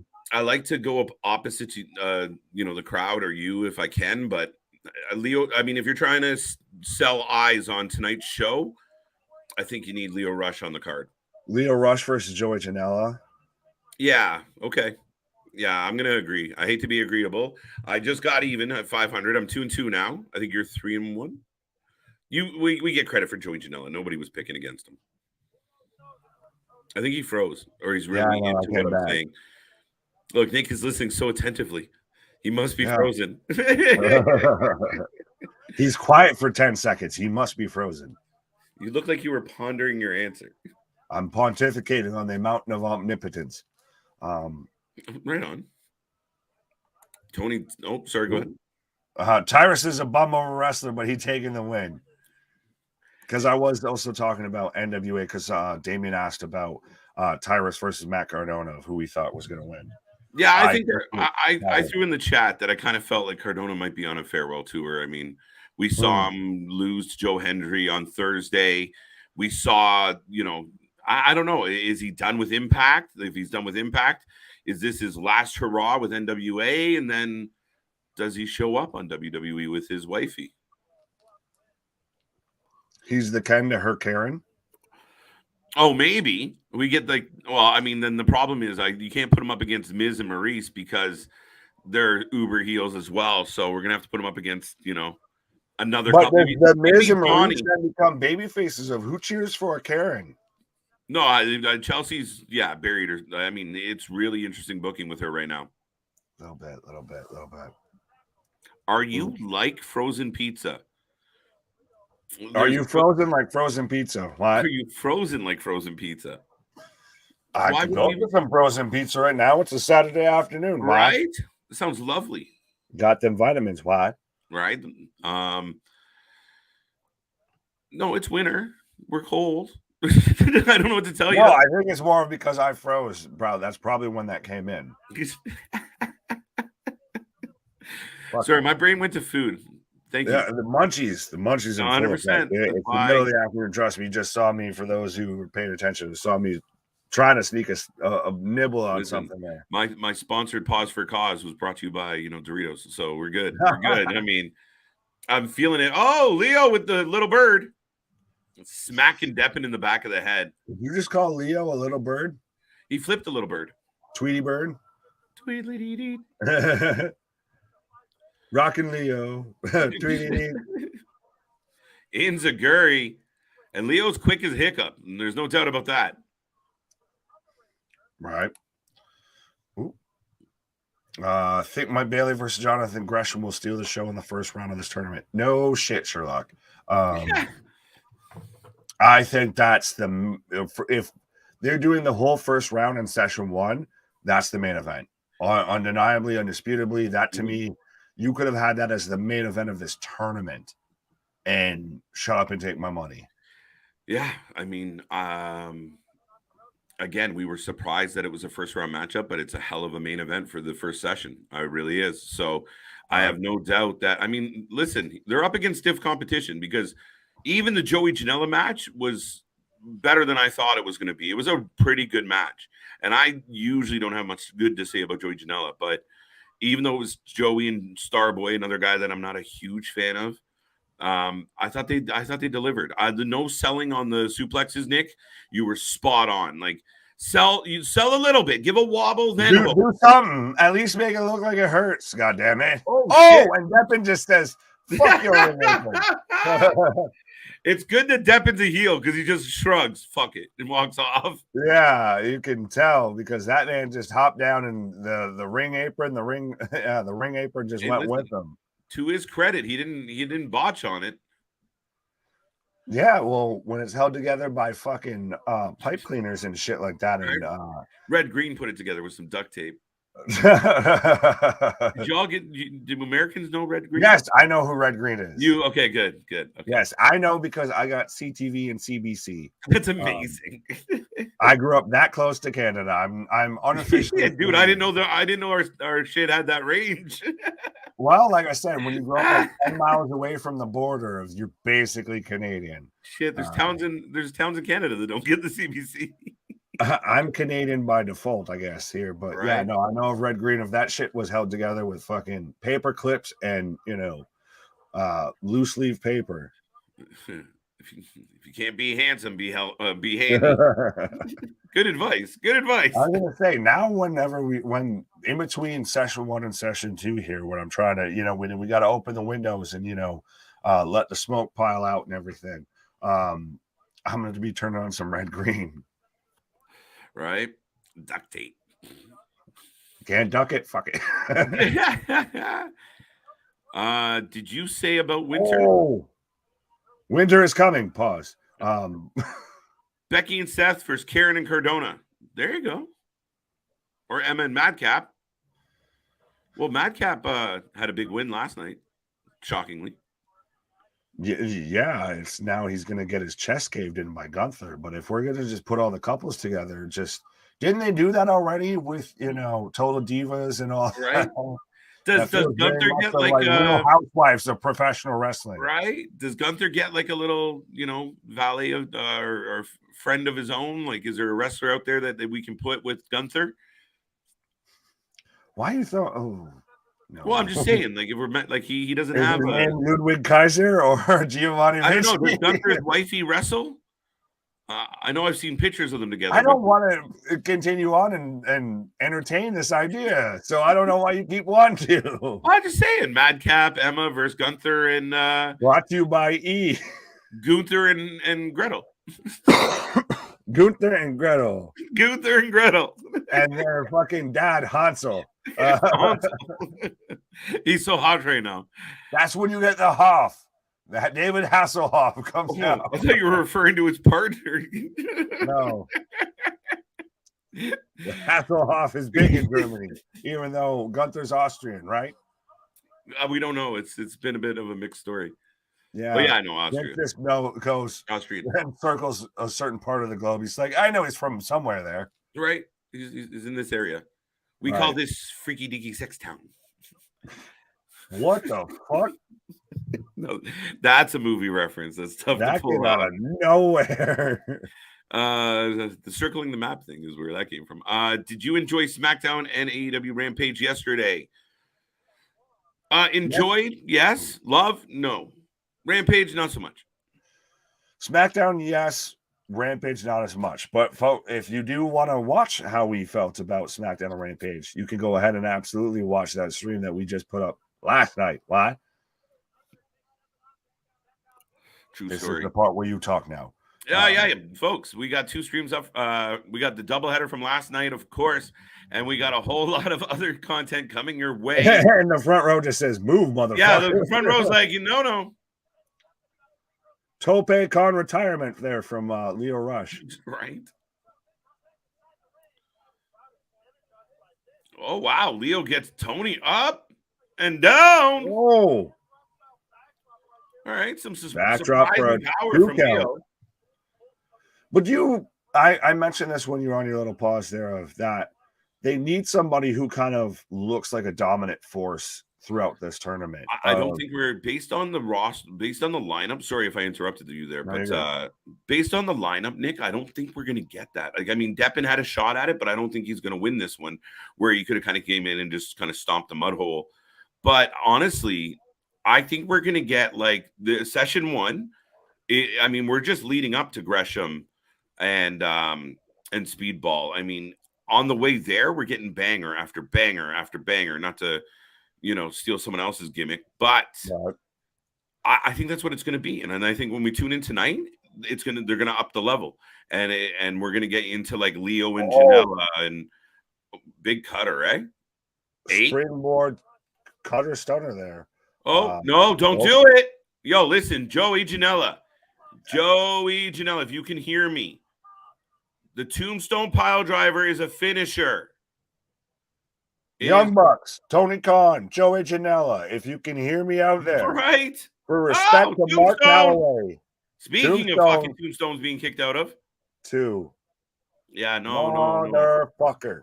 People are going to say, listen, guys, you're taking it. Old man yells at cloud. Right? No. Listen, that tombstone, if anybody decides to honor the Undertaker by hitting a tombstone, you pin them.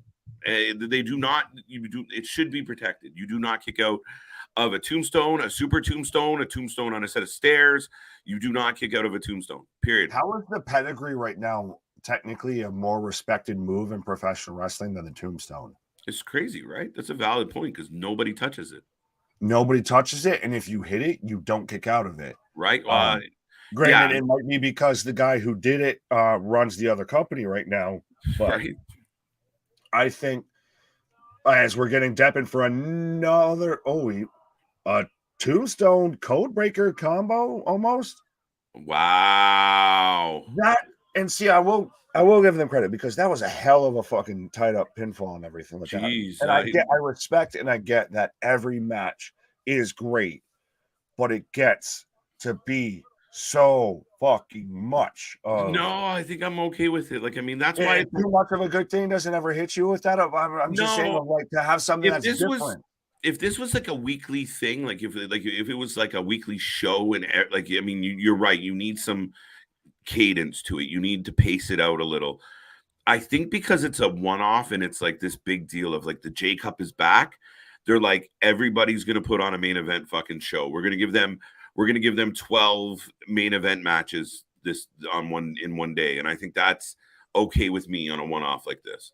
Fair enough. I guess this might just be more of it's, get off my lawn. Get off my lawn. All right.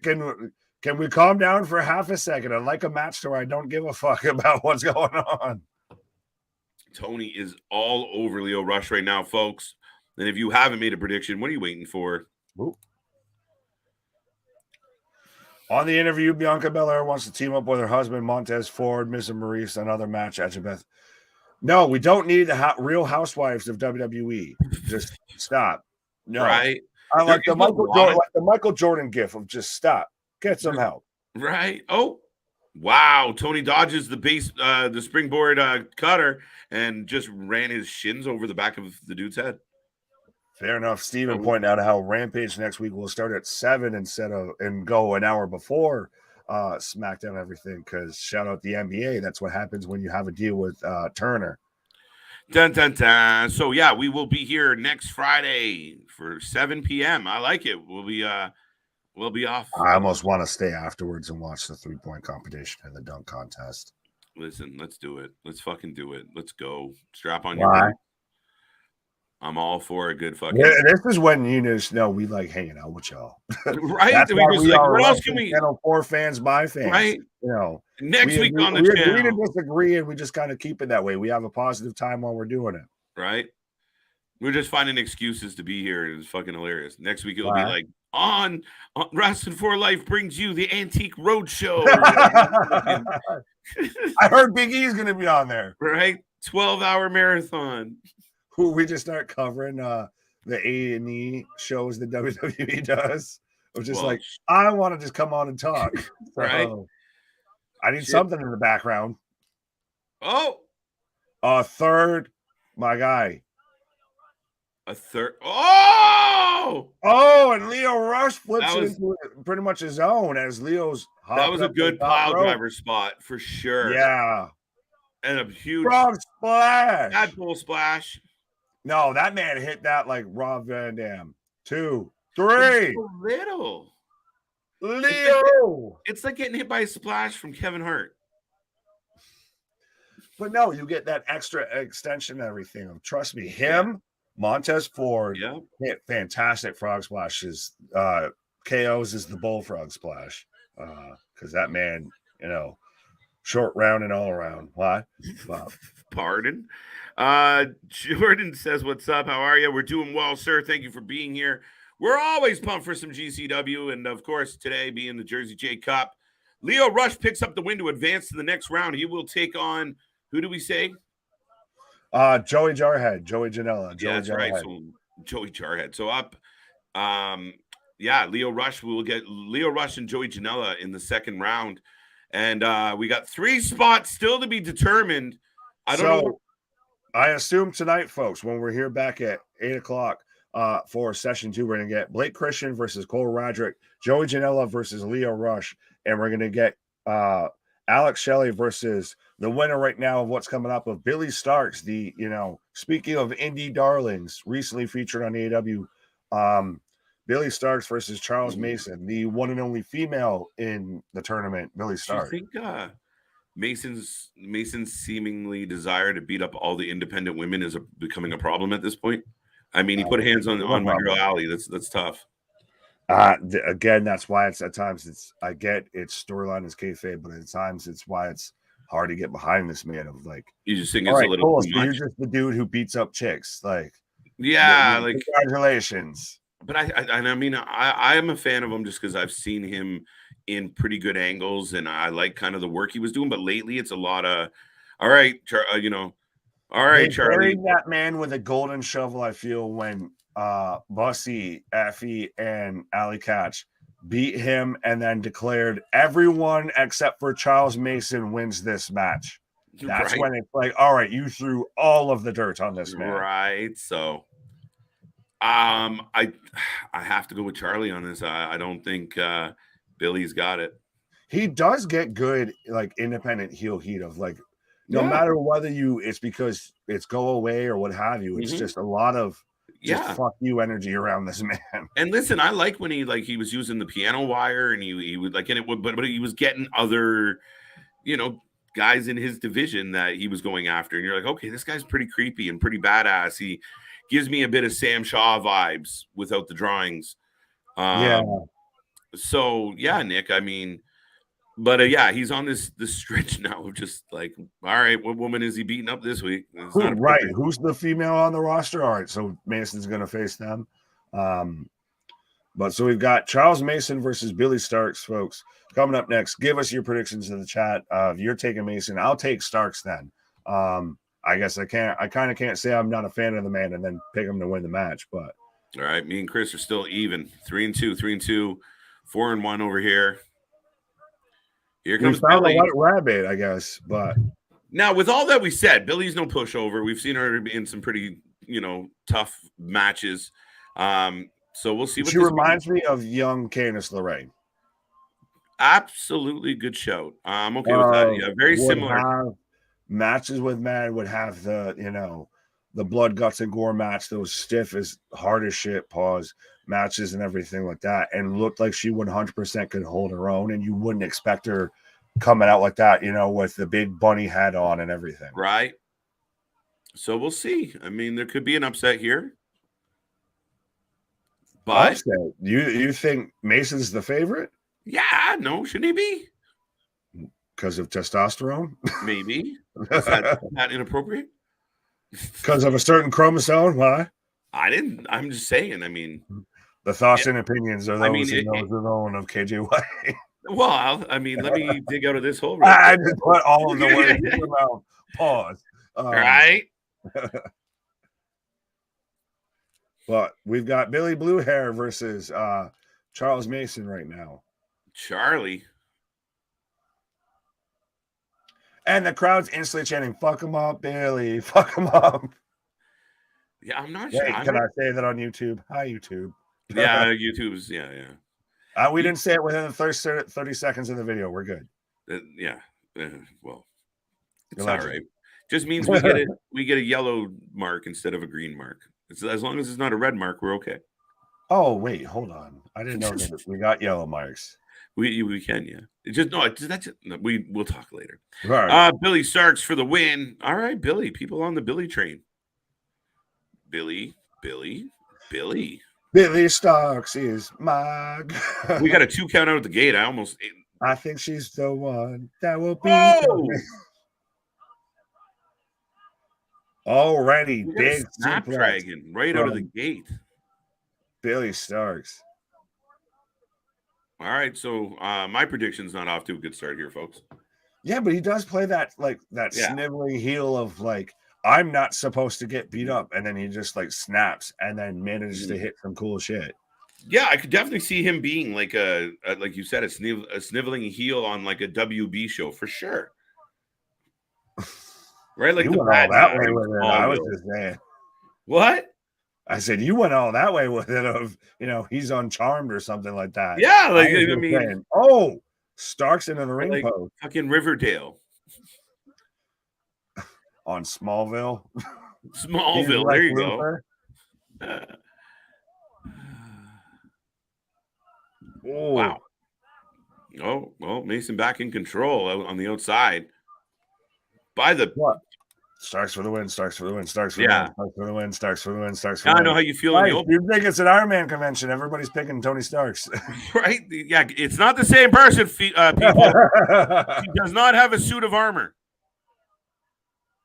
Dun, dun, dun, dun, dun. I'm a badass bunny. Yeah, there's only one Iron Man on this stream right now, and you're looking at him. Why? What? I'll see you, Starks. I was like, wait, what the fuck did I do? Nick's like, me? Wait, hold on. What? Wait, what? Okay, wait. No, that's mine. Oh, big forearm from Starks. Absolutely. Oh, I would have rather seen Billy Starks versus Alley Catch in this tournament. Absolutely. Absolutely. I mean, what am I going to say? Yeah, fair enough. I would shout out, I guess, Alley Catch, by the way. Starks goes for the cannonball sent on there. Nobody home. Right on. That looks ouch. Billy, holding her back, as you could imagine. As Mason said, I'm not taking the bump on this one. Right. No, you could have that. But, shout out Allie, I guess, unofficial, official fan of the show and everything like that of, Alley Catch. So. She said my name. This man got all sorts of excited. Right. She touched my leg. Okay, kill him. Oh, I was about to say something so much, but I don't want to say it. No. Anyway, Billy Starks doing well with Charlie. Pants. That's all I'm going to say. Put it together, folks. You can do it. I believe in you. Mason with the big stomp on the side of Billy Starks. Yeah. Now, this has been a little bit of a quieter match. But again, that's why I'm saying, though, if you have great match after great match, it's great for us who watch it and we're not there live. But even I feel at times we still kind of, all right, well, gotta have a minute to breathe here. No. And especially if you're watching it. What? What are you, 50? I need a break here. It's I'm not even. No, I don't need no fucking. I'm doing something that's different. I'm saying I understand filet mignon's good, but if I eat the same shit fucking every night, I'm eventually gonna get sick of the shit. Yeah, but I mean, this is one particular meal. This is the way I look at it. I think you want some mashed potatoes with your steak, is what you're saying. I want some seasoning. Now you're just making me fucking hungry, bro. Stop it. Food analogies, playing with so many munchies. How you can tell it's again a feel-good Saturday. Oh, a smoke session Saturday, I guess, on the stream. Smoke session Saturday. Got the munchies going in full effect. Two count.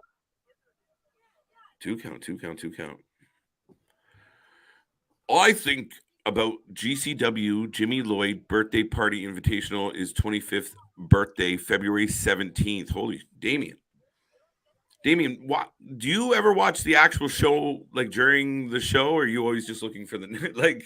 Right? Are you here?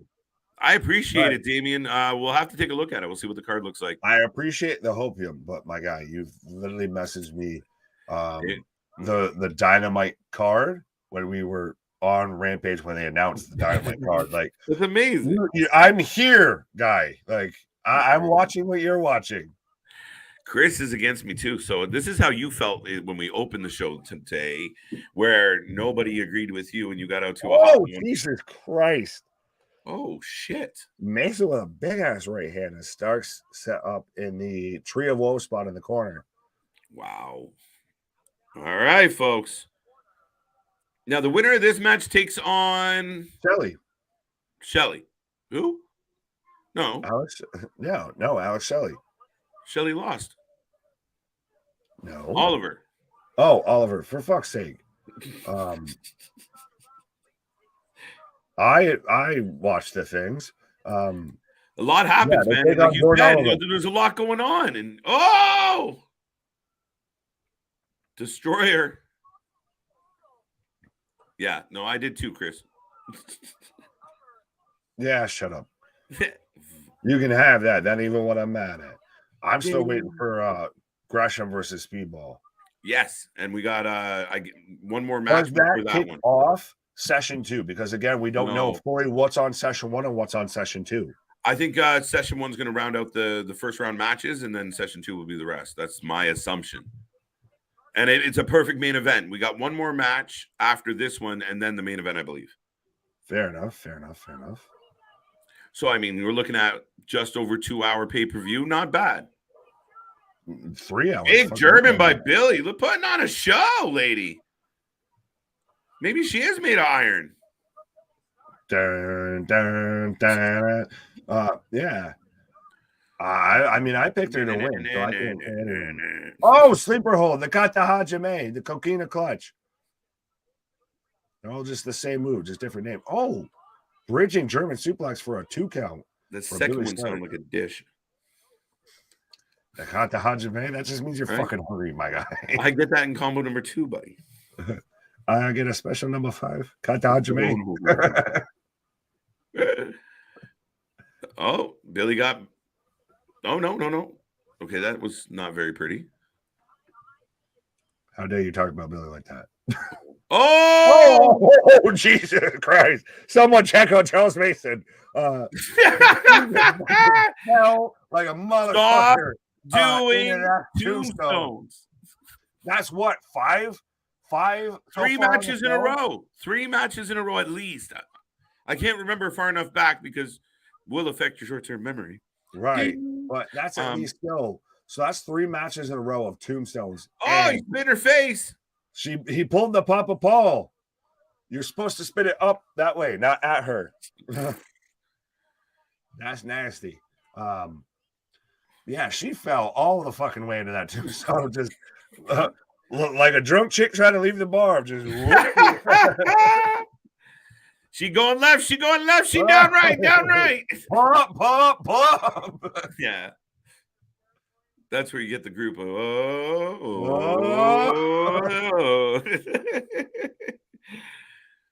oh, makes it to the top. Starks in Dream Street. Back into the Coach of Deer here, Marion. What the fuck was that? Did you ever watch ECW, Joey I just did it for. It's so funny. Yeah. Yeah, not at all what you said. Not even a little bit. You started with a J and with a K and threw a J in there, and that's the only thing. Was that a niner? Yeah, this man's like, I'm gonna take my initials and throw them in there somewhere. Right? That's what I was trying to make it my move. Oh, for fuck's sake! Was that a muscle buster? It was like a one-winged angel without the sit down. A one-wing buster. That looked painful as shit. So Billy just dropped Mason onto the. Mason's like, "Why did I sign up for this shit?" Yeah, now this has been dropped on his neck and his head and his shoulders twice. I'm just like, what did I do to you, woman? Dude, instead of going flat back on the apron, he kind of ended up pivoting and catching his ribs on the edge of the apron on the way down. Visually looks great for us, but he's fucking not feeling good right now. All of the I felt that. That's the things that make you go, Buh. Right? Not to mention the fucking whiplash from the tombstone earlier. the stumble. Well, I mean, if you're only getting dropped from 3 inches off the ground instead of the full 12 because she's fumbling her ass over there, have it. Mason's rolling up his sleeves as he's getting smacked around. This match is phenomenal. It's good. Might be my least favorite of the night so far. What in the name of AEW marks, though, of just every match is phenomenal. No, sometimes shit. This hasn't been bad, but this no, Sal. Every match has been great, but this is the weakest. This has been a good match, though. I'm not dismissing what botchy, because Billy's clearly having trouble lifting up Mason at times, but you got to lift with your shoulders, right? But yeah, man. I mean, what they're doing here now, I mean, it's a good match. They're just up against a lot of competition here today, but the sweep! I like that. I like that a lot.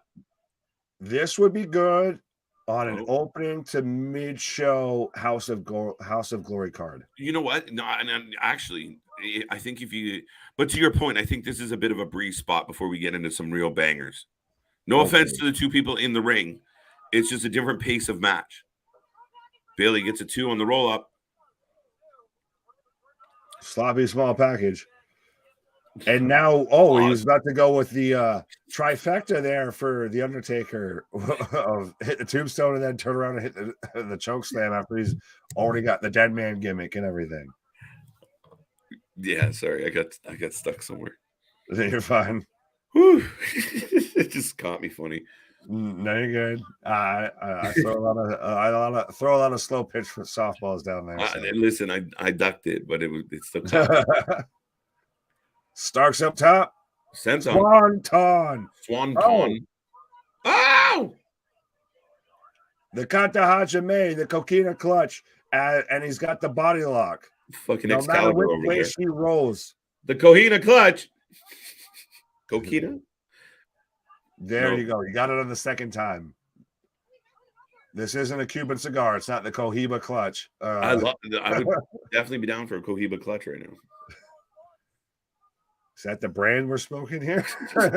That's the pack we're smoking, the Cohiba clutch. I'm going to write that one down. That's a good one. Oh, Billy. Not tapping out to the sleeper and grabs the ropes. Meanwhile, Darby, Wardlow, everybody's just shaking their fists of what the fuck? Billy, a fighter. She's scrappy. He's choking her again. It's like she's good, right? It's almost like she likes it. What? This man looked the fuck away right as I said that. Just because I thought it doesn't mean it's. Just because I thought it, you said it doesn't mean it's normal.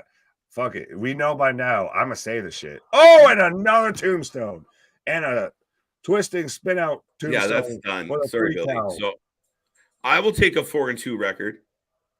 I will take that. Should have been the only tombstone hit in the last 3 matches or so. Dear Billy, if you get knocked out with a finisher, can you not talk while you're laying there? We can see you talking, lady. Stop talking. Well, she's probably with Samuel Dexter there rubbing her face and everything. It was just like, can you not touch my fucking face, you creep? Stop that. Stop that. Stop. Please stop that. No means no. Well, yeah. So my pick, Mason, the only one that picked Mason. Fair enough. Well, and even again, I say this a lot. You guys are funny. Well, we hear it a lot, so I appreciate it hearing it again. Right. Thank you. You funny motherfuckers. The move every wrestler in the indie scene likes to do is the tombstone in the arcade. No, it's the super kick first. And the super kick. The thigh slap in full effect. But man, stop hitting tombstones. It bothers me. It shouldn't bother me as much as it does, but it bothers me. It bothers me more than it does bother Mark Calloway, I feel. Just don't do that. Right? Like, come on, make some things in wrestling sacred. And if, again, I don't mind. You want to be Charles Mason and you're kind of creepy and you want to throw in a tombstone finisher, great. Ends the match. We go home after a tombstone. Yeah, if his little spin out tombstone was the one tombstone we saw in the past 3 matches, it looks 10 times more effective, more punishing, all of that. Buddy, I'm fucking jazzed for round 2. Mason, Oliver, Janela, Rush, Christian, and Roderick already. Then we're gonna get either Bailey, Gresham. And then we got Aries and Commander, which when I first read that, I saw it said Commander Aziz. I was like, wait, I misread Commander that. Aziz! Commander Aries. If you would have taken Gresham and Bailey and put those two in the bottom, you had this in the semifinals, just chef's kiss. I've never been commissioned to do one of these. So part of me wondered if you had like a couple big names, are you like, you know, you're paying them per match kind of idea. So you knock one of them out because you don't want to pay them all night. I don't know how it works. So, I mean, part of me wondered if that was. I would assume not per match. I mean, unless you're paying them, like I said, in, concessions and everything like that. Well, I mean, fuck. You get some fresh popcorn if you win the first round. If you make it through the second round, you get a soft pretzel. And if you win everything, you get a fresh hot dog and a 12-ounce drink from concessions.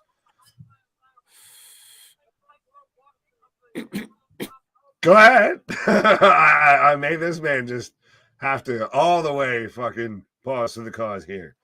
But I've got Aries coming up right now. So we're getting Aries versus Commander. Not Commander a sneeze, but Commander. Now I have Aries. So we're getting Lucha Express going on right now. We couldn't get Lindsay. We couldn't get, anybody. We've got the Lucha Showdown coming up now. Yeah, this one's going to be interesting. And then we got like Little Matador. Mantar. I was going for Mantar. I was going for Mantar. El Torito. El Torito, all grown up. All grown up. I'm a big kid now.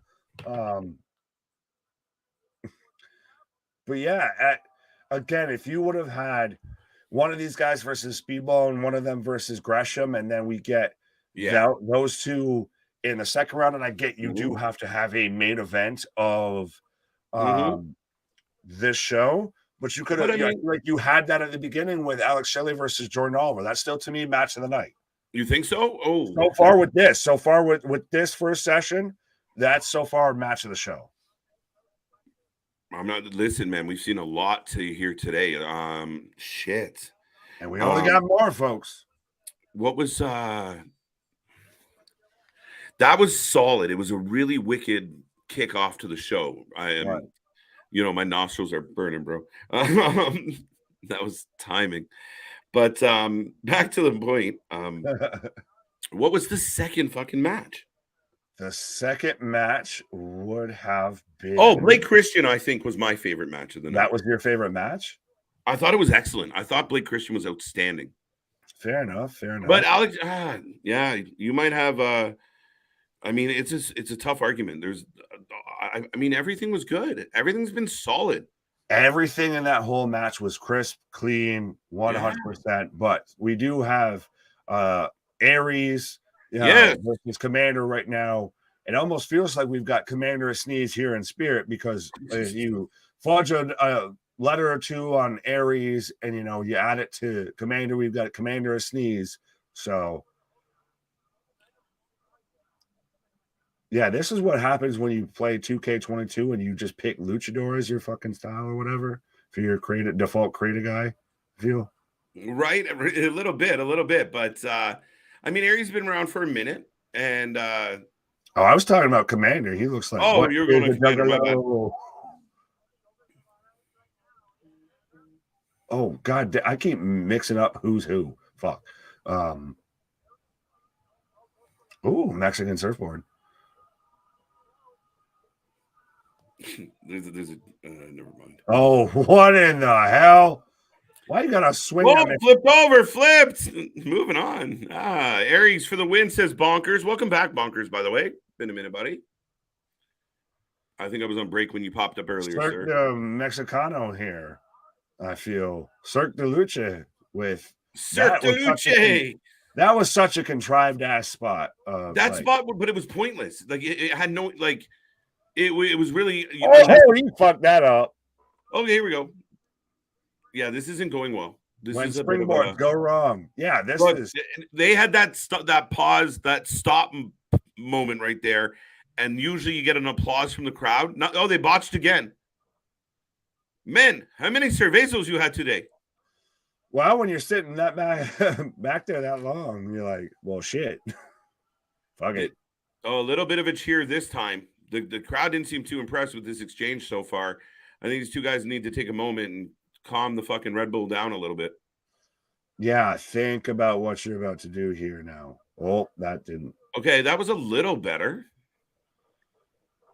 Everything just looks like, what in the shit was that? He botched again. He even botched his little Superman flip superhero landing. No, I'm worried. Is this red gentleman feeling a little red? Is he been on the sessions here today? Because maybe he doesn't seem sure of foot. Look, he botched it again.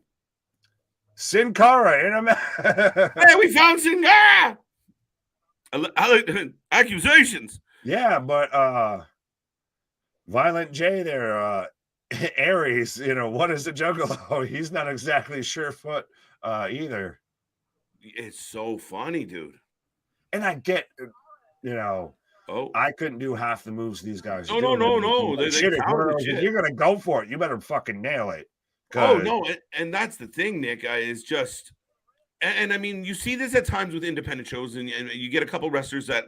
Now, someone might correct me. The fact checker might jump out and say these guys have fought each other 50 times, but when you kind of when it's the spot booking style of an independent show, sometimes two guys are just going full speed ahead doing their shit, and they don't really know who they're in there with, Yeah, shit doesn't really click full. Just stepping on each other's feet like a shitty dance partner. I think we've been there before on stream, huh? Just had a visuals. Aries for the win. Aries for the win. Aries for the win. Aries for the win. Aries for the win. Everybody taking Aries. Aries. What? Who are you taking? Oh my god, another botch. Guys, this is fucking crazy. Cringy. Sorry, my French, but what the fudge? Oh, you heard that fucking kick. It's over. End it. That's a Brock Lesnar receipt of slow the fuck down. If I had the ref's ear right now, I'd be saying, tell him to wrap this now. Like, just call it. Like, literally now. Oh yeah, just call it short. Whoever the fuck you want to win, just call it short. Like, this is fucking horrendous. I'm still saying that big fucking head kick right there was a receipt of slow the fuck down. Yeah, like, take a breath. Now here we go. You heard that in the fucking nosebleeds. Oh, that was impressive. Lands on his feet. Yeah, again, not really any purpose to the match though. Like the swing spot earlier. What a lot of these high spot matches end up being is it's a lot of top rope nothings of, I'm going to jump into the move you're doing. I was never going to hit an effective move with what I was doing. I'm just setting up for your spot. The Juggalo's trying to wake up the crowd. Oh, gives him a little Liu Kang. This looks so bad. I think he just pulled a hammy. Like, he fell again. Yeah. This is fucking ridiculous, man. It's like fucking amateur night in Tijuana. This match sponsored by Terramana. How fitting, though, that GCW sat there and pulled out the rock cutout of him holding Terramana. Right. And this match looks like it's sponsored by Terramana. They went shot for shot before this shit kicked off. Oh my god, dude, this is brilliant. We were talking about what a fucking stellar first session. These guys are batting almost 1,000. And then wait, hold my tequila. Right, and then the batting in the 8th spot.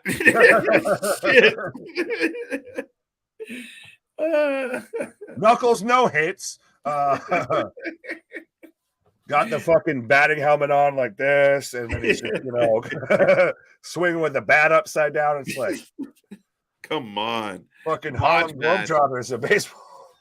Yeah, I thought, look, they're just trying to iron it out. They're gonna get the shit together. They took a couple pauses.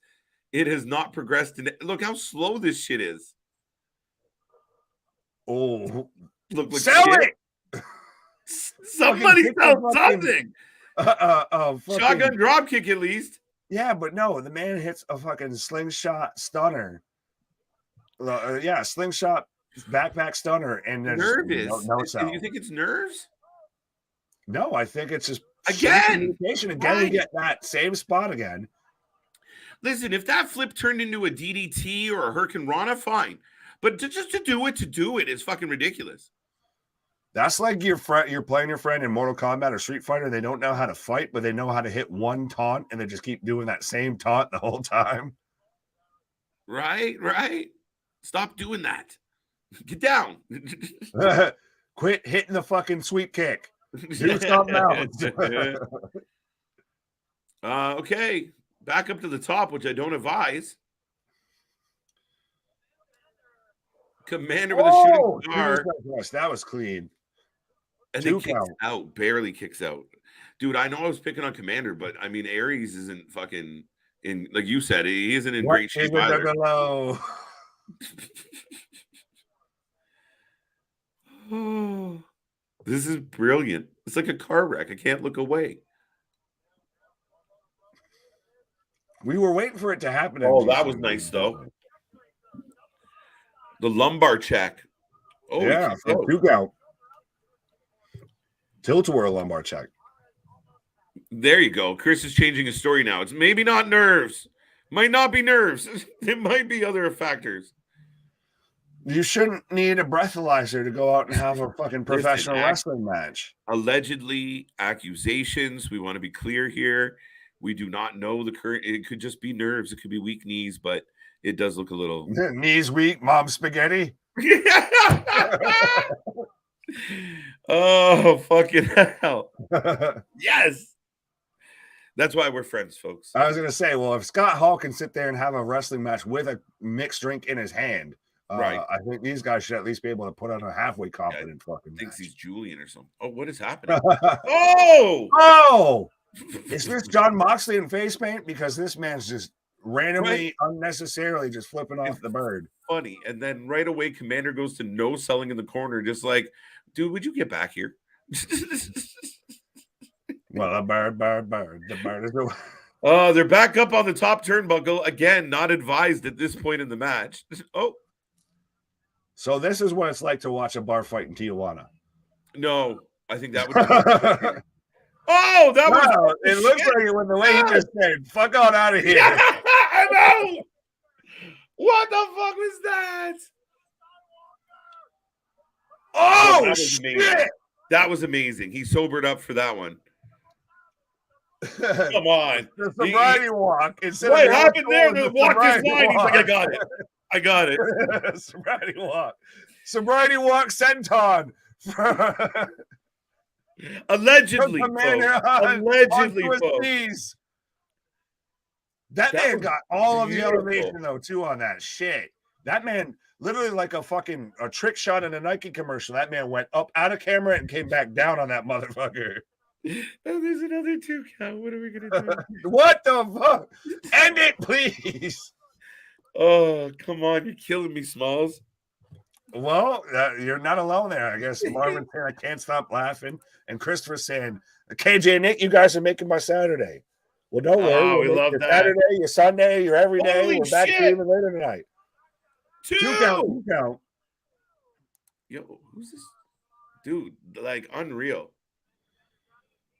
Yeah, so Jerry with the power bomb. Oh, no. What the shit? Another 2 count. Commander cannot get the W. That snap, that wasn't even like a Canadian, like, was that a snap Hurricane Rana? Yeah, they were both like back to back. It was so fucking fast. It looked the same momentum you would get on like a Canadian destroyer or anything like that. Right. Just goddamn. They 2 in a row. And then some of the softest kicks I've ever seen in my life. Oh, what is this? Shit. I don't know the name of that. That was unique as shit. But it looked impressive as hell, too. Like, we were just shitting all over this match, and instantly, in all of 30 seconds, they made us just say, hold my tequila, and just made us eat our words. I'll be right back. Hold this. Right. I'm about to do some cool shit here. Yeah, it was okay. Yeah, no, I mean it's definitely picked up. Wow. Oh, Canadian Destroyer. Springboard Canadian Destroyer. Oh, he's going back up top again. It makes me nervous every time now, bro. What? How? I'm gonna walk the ropes again. Sobriety check number 2. No, what? Oh, is he gonna finally hit him? Wait, where's he going? Oh, that was outstanding, unnecessary, but outstanding. Sobriety check, springboard moonsault, or springboard Phoenix splash with a 1, 2, 3 for Commander. Commander picks up the win on the sneeze. No, actually, he was invited to 23. He said he'd be there by 24. Yeah. That's part of the DLC. It's gonna pop up with a veer coming. Yes, I agree with Damien. The match did pick up by the end there. It was a bumpy start. Are they throwing money in the ring? I thought you were about to say they were throwing up in the ring. They just start yakking right at the end of the match. Shit. That one time when you play like fucking pickup hockey or like backyard football after you're hungover and shit, just fuck. I knew I shouldn't have had too many Coronas.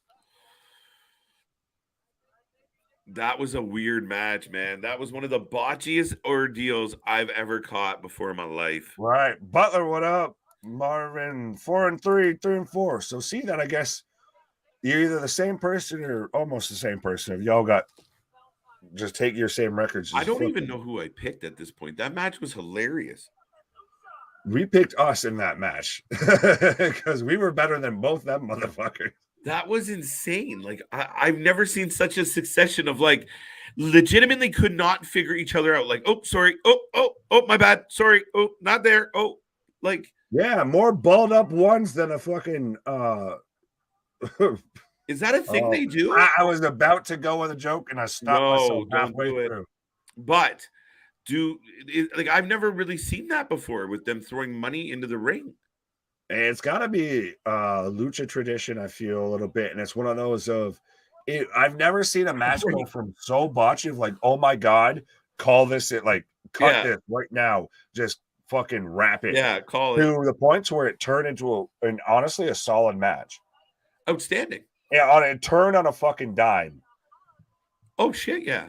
It really did. He did a sombrero dance and just turned a whole fucking other 180 degrees. So I think the fans thought they did about $22 in great work. Well, when you get, like I said before, when you're getting paid in, popcorn. Concession, yeah. You're right. That's here. We'll give you a little bit so you can get, you can buy your own t-shirt from the merch stand. Yeah. Right now we're getting a look at the World on GCW, their upcoming schedule. And again, I know we cover GCW from time to time and everything, but they do so many goddamn shows. It's hard to try and cover a all lot of of shows. We literally got February 17th, 18th, March 4th, 5th, 11th, 17th, 19th, March 30th, all the way to April 1st. Like, and then we're still getting into April and everything. Like, goddamn. But so we should be down to the main event. Session number 1, Mike Bailey versus Jonathan Gresham. It's going to be a banger. It's going to be a good one. And I mean, again, we've had even the 2 matches we didn't love were entertaining in some regard, especially. Absolutely. Well, if you were excited for Impact No Surrender, I believe is the card, to see Speedball versus Jonathan Gresham. Well, spoiler alert, you get it here early. You get it here first. Who are you taking for this match, by the way? I'm going to go Gresham. Everyone's standing up for, is this Bailey coming out right now? Whoever's coming out, they're standing up for it like it's the fucking national anthem. Yeah, it is Bailey. It's Bailey. Fucking Karate Kid. Daniel's son, Bailey's son coming out right now. But so who you taking, sir? Tough one. You did the wrong part at the right time. I think you meant to mute. I like The Undertaker, Kane, Ken Shamrock, and The Rock, Stone Cold Steve Austin, Divas on the Big Show because I like watching them on YouTube. Fair enough. Well, we're also on YouTube. What? I think that's how you're watching us right now. Why? Oh, God damn it. We are live, folks, always. So, yeah, I got a little tickle in the schnoz and pause. Don't ever wait, why? Damn you. I'm not tickling your schnoz, not no way, not no how. I know you thought I hit camera instead of mic. I didn't care if you guys heard me sneeze. I didn't want you to see me sneeze. Why not hit both then, motherfucker? The finger can only move so fast, motherfucker. Pause. That's not what she told me. What? Touche. Tunchi? Lil Wayne? Speedball win. Oh, I'm going to go with Gresham. Oh, shit. Oh, you threw me for a loop with that one because I thought you would have gone with your fellow Canadian there, Speedball. The man, you know, who was held up in your country for the longest time, and so the independent team couldn't get him. Because honestly, I kind of wanted to go with Gresham. God damn, is he looking like a thick boy, like a motherfucker coming out right now? Right? Man, been eating good. Fine, I'll take Speedball. We talked about it earlier. Mike Bailey's on every goddamn backside into the W here. You're going to backslide into the W, and I'm going to hate myself for it. I wouldn't, but that's the thing is I wouldn't even be mad if I'm wrong on this. No. Like I said, I was going to pick Gresham, but Mike Bailey is on every goddamn card. Do we get Gresham Leo Rush final? Shut up and take my money. You think? Yeah. I honestly want to see so whoever wins this, they're taking on Commander. And then they'd be taking on the winner of Blake Christian versus Cole Radrick. Right. So probably Christian wins that one is what I would predict. I would call Gresham against Radrick, yeah. Then they're taking, and then we've got on the other side, we've got Oliver versus Mason. I think Oliver wins. We've got Janela versus Leo Rush. Leo Rush wins. We could get Gresham versus Leo Rush. If that to me is what you do. You interesting hit the nail on the head right there. I'd probably argue the only other way you do that is you do Speedball versus Leo Rush. Fair enough. I think Leo and Speedball. Either way, whoever wins this, I feel like they face Leo Rush in the finals. Interesting. Yeah, I mean, not a bad show. I kind of like that. You know, sometimes great ideas do come out of my head. Speedball rarely loses if his wife is on commentary, and she is there. Mike with the inside scoop there. Why did you say that like that? And she is there. She's there. That's the twist, right? He never loses when she is there. Whose wife's more involved in their matches, Speedball or you know it's Josh Alexander's wife who just shows up for every goddamn match. Right.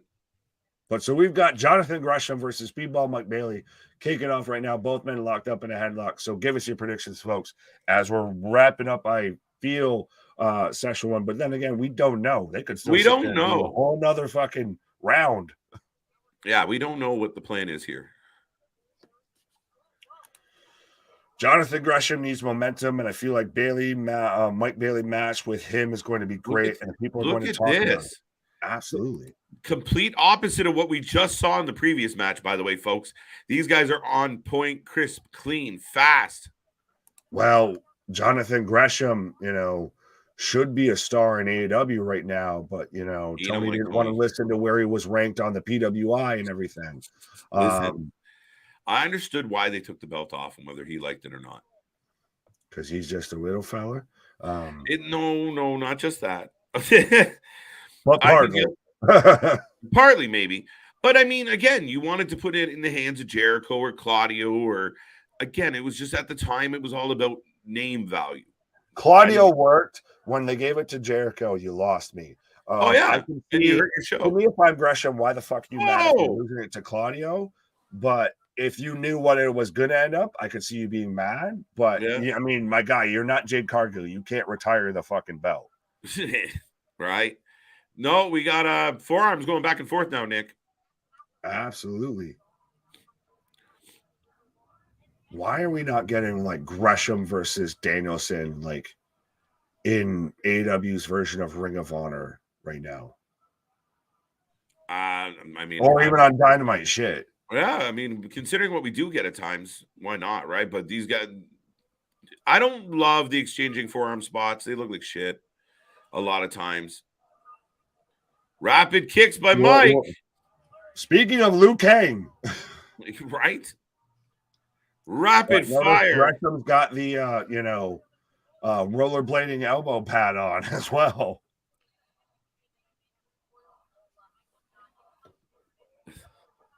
Big boot from Speedball. Big boot from Speedball. Oh!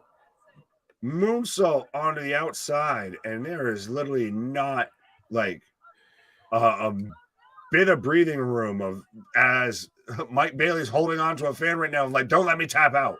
Bitch, right. I'm going to start slapping your hand on the floor. Right? Yeah, that would suck.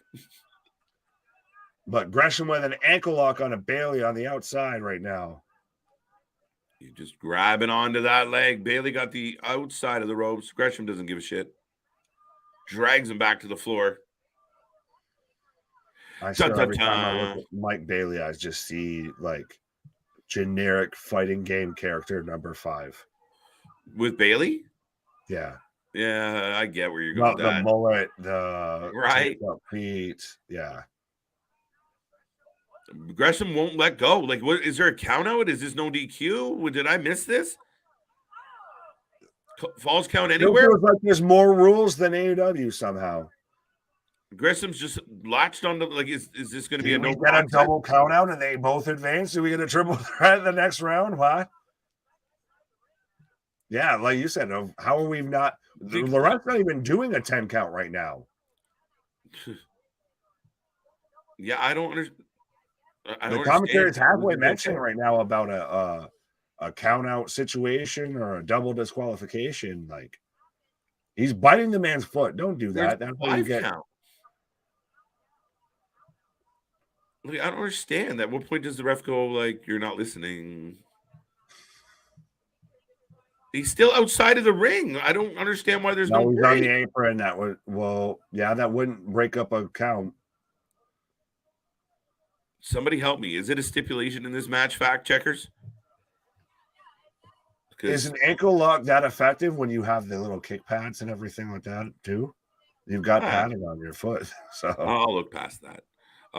Eagles will win the Super Bowl tomorrow. No, they won't. No, they won't. Yes, they will. Mahomes is going to pick them apart. We'll save that. You can have that. You can have that for now. We'll save that for Sunday. I'm going to talk all sorts of shit. And I'm not even an Eagles fan. I'm a Bills fan. Right? I mean, shit. I think that's my go-to, my low-hanging fruit. Oh, yeah? What about the Bills? Yeah, fuck off. That's going to be everybody's. I'm going to have to hear that so much tomorrow. Good point, Nick, but the Bills. Right, but what about Buffalo? Yeah, I'm sure that would make sense if this was Buffalo. Shut the fuck up. Big boot big drop kick from Bailey. Ooh, Crescent Bailey kick. with more kicks. Yeah, geez. Wow, standing shooting star. 1, 2, 2 count. This is such an odd match.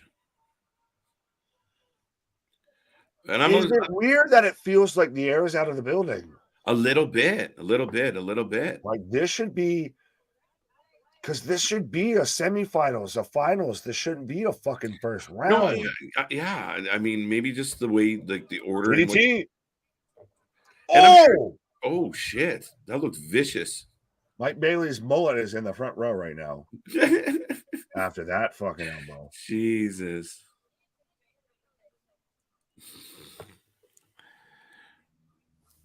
The Gun Club signs new AEW contract today, 5 years. Wow. Well, I mean, they got a bright future. I do say there's a place for them somewhere, but Tony loves throwing money around. It's good for them. What's that? I said you're way nicer with that than I was ever going to be. Listen, they're slapping the shit out of each other, Nick. It doesn't matter what I think about that. Yeah, that's what I was about to say. Who the hell cares? Slap. They're back out to the floor. And now, do you even like that they had it to where, and again, it's those weird little details of the cameras picking up the fucking sweat getting smacked off these guys. You like that. Yeah. Accusations like a motherfucker. Notice how I slid of what the fuck did you just say? Objection. But we've again got the ankle lock, and right now both men on the ring apron. Jean-Claude Bailey there with the high kick. Wow, sweeps the foot. Sweep the leg, Danielson. Sweep the leg. Uh-oh. Oh, nobody home. And another big elbow. Dude, I thought they botched. It was an ankle lock again. Jesus. Gresham just going full mini Kurt Angle here. Yes, I was just thinking that. That's so funny. Mini Angle. Oh, Spanish flying to a 2 count. Gresham rolls it through for another 2 count. This match picking up in a hurry. Oh, what was that? The match is picking up in a hurry. Oh, yeah. Oh, yeah. Oh, roll up, roll through. Oh, yeah, Kool-Aid. Big kick, and both men are down to an applause. Woo! Now, see, though, again, I know I'm keep bagging on it, but if you had built to this of Bailey's already had a match or two tonight, and the first opponent, he kind of had some issues. He looked a little hobbly with his ankle and everything like that. So that explains why Gresham keeps going after it and everything. And this is your semifinals, and the winner goes on to the finals. Of just better storytelling of it. I'm not saying it's bad. It's just it could be a little bit better. I like that it had a really nice pickup, though. And I mean, and now the crowd's getting a little more lively, and they're kind of going back and forth. But now, if they're going to go too long on the, but is this not you're running the chance of this is your match of the night on session 1 when you still have all of session 2 coming up? I don't understand the question, sir. To where Gresham versus Bailey could be your match of the night, and it's on session 1. And you still have a whole other show. Again, I think they're going kind of confidently forward as far as they expect. Look, we got some really good matchups in the second round, and that doesn't even count getting down to the nitty gritty when you get kind of the best of the best in this tournament left.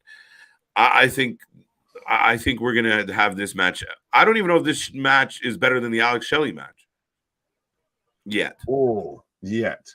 But I do like even to where Gresham's taking chops from Bailey and they're going back and forth. But every time Gresham takes a chop, he's just like, you stupid motherfucker. Right. And just like has that little head twist of like, right. All right, I'm going to get you for that. See, no, I don't like this because they kind of had already had these spots, a couple spots like it. And then they kind of picked up the pace and we're like, okay. And then they went down again and they got back into this standstill. I think they keep it going, keep the momentum going. Now you're heading into the home stretch, bring it home strong. Right. Oh, chop in a chest kick, chop in a chest kick. Oh, Jets versus Gresham wobbled to his knees. Man's already got color on his shoulder there too, by the way. Yeah. Another kick to the chest, just wearing him out. Yeah, see, like this has been going on for like a little bit of a minute. A hot minute here. Nick's over there yawning and shit. Yeah, I was gonna say I didn't want anyone to notice, motherfucker. You had to turn your cam off for a second, like I did. I don't. It just happens. I don't. Yeah, see, that's why you heard it and not saw it. It happens quick. Pause.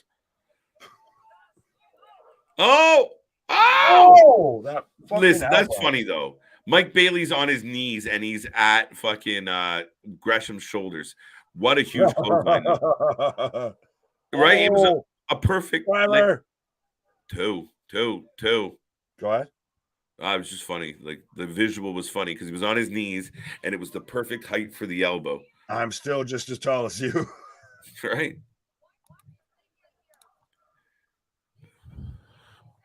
As the crowd chanting, this is awesome. So now we've had, I believe, a 2 count both ways, or probably both ways multiple times. But right now, Gresham getting to his feet. Yeah. All right. I want to see if this picks back up. I mean, another chop. Lots of chops and lots of strikes.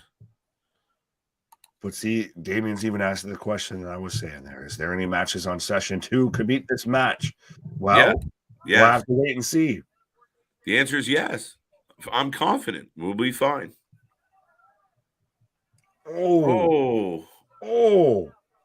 Kick followed by Bailey is kicking the shit out of Gresham. Legitimately.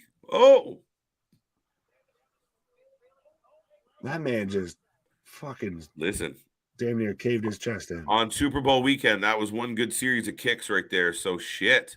Yeah, the kick is up and it's good. Right through fucking Jonathan Gresham sternum there. Bailey giving us a bit of a limp now because he's kicked the man so many times and been in the ankle lock for 11 minutes. And fell on his knees twice after he was hitting moonsaults and all that. True story. Maybe you should eventually start to sell it. Another kick. What is happening? I didn't know we were watching Karate Kid. But yeah, like, I mean, is this better than Shelley and Oliver? Is this better than Gresham's son? You must kick back. Another chop. I mean, we've been doing this chop back and forth spot for about what? This has been the whole match. The whole match has been ankle lock and then kick, chop, kick, chop, kick, chop. Hi. Yeah, no. All right. Okay. Back and forth we go. Oh, blocks the drop toe hold. Oh, not anymore. Oh, we're slowly. Oh, that's rude. I'll take it though, because you don't ever really see something like that. So Gresham's right now just slamming Bailey's knee into the mat. They should have ripped the pad right off it. Well, I feel like the little pad, his little kick pad, had kind of slid down. But you do that, and then you drop into the ankle lock. No, not even the ankle lock. The one to where you'll lace your leg in with theirs, and then you drop back as you're wrenching Figure four is hooked in right now. That's the thing, is you start working that joint manipulation. Ooh.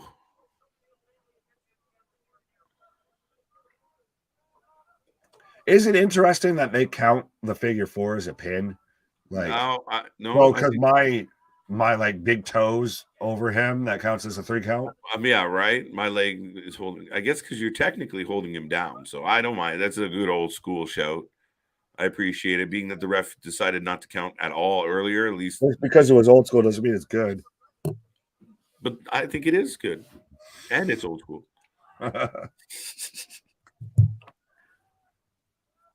Mike Bailey, phenomenal 2023 so far, and a really good 2022. Right. Well, 2022 was his breakout kind of year. I think the world got really introduced to Mike Bailey then. Very much so. Very much so. All right, Bailey in a world of pain. Gresham leaning in, and again, it's not your traditional figure 4.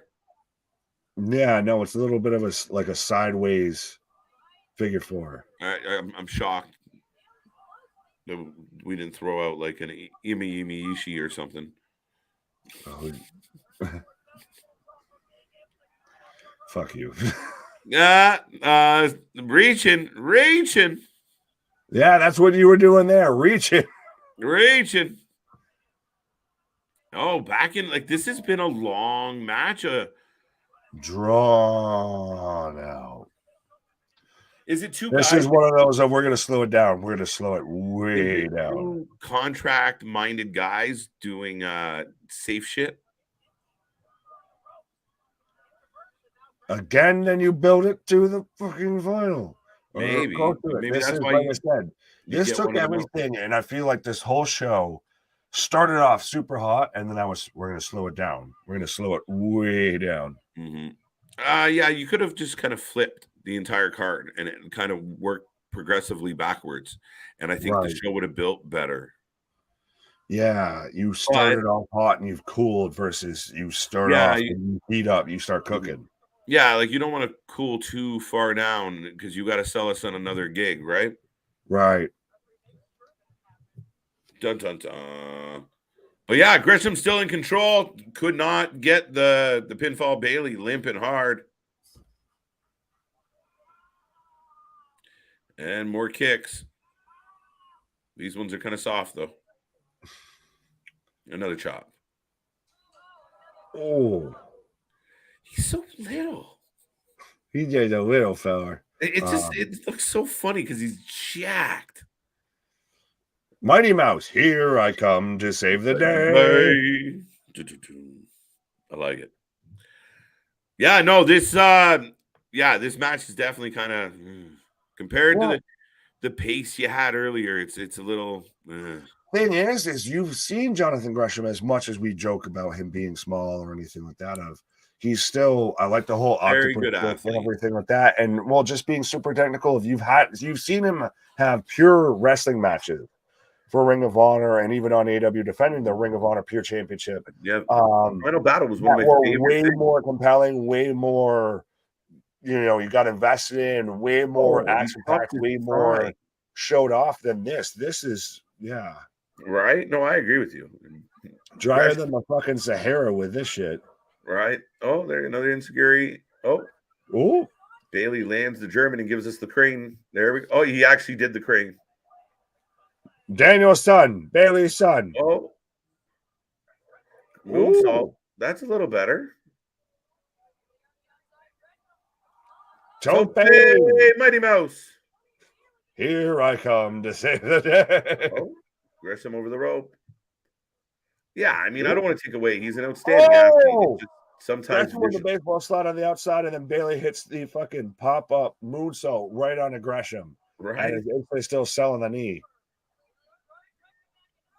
Now this is picked up in a hurry. Yeah, but I feel like he's to end in a hurry here.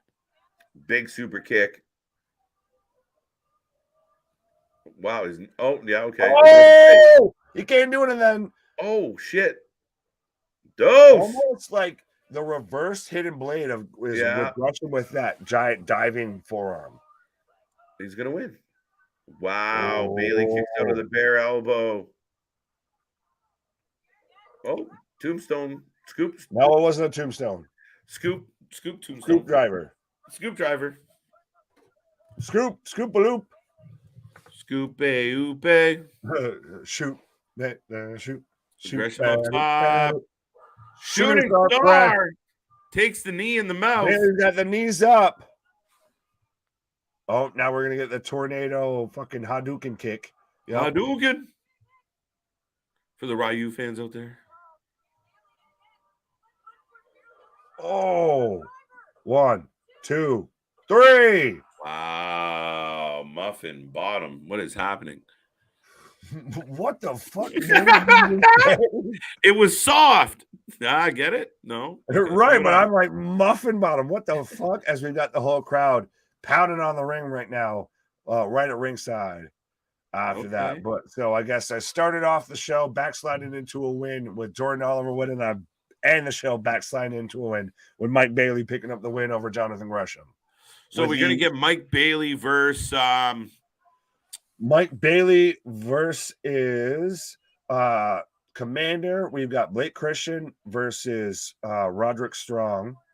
What? No, Cole Roderick, not Roderick Strong. Cole Roderick, not Roderick. Cole Roderick. There we go. We got there in the end. We're getting Charles Mason versus Jordan Oliver. We're getting Joey Janela versus Leo Rush. So I guess my prediction for the finals is Leo Rush versus Mike Bailey. Leo Rush versus Mike Bailey sounds about right. Look at the handprint on Mike Bailey's thigh from Gresham giving him the chop to the thigh. Well, I feel like we both had Leo Rush coming out of the right side of the bracket. We had whoever won this match, whether it be Gresham or Bailey, coming out of the left side of the bracket. There's a part of me that really wants Oliver Rush to meet in the next round. It'll happen. Because, that could be a banger. And you know what? Maybe Oliver surprises us. Said he could be the Cinderella in this whole story tonight.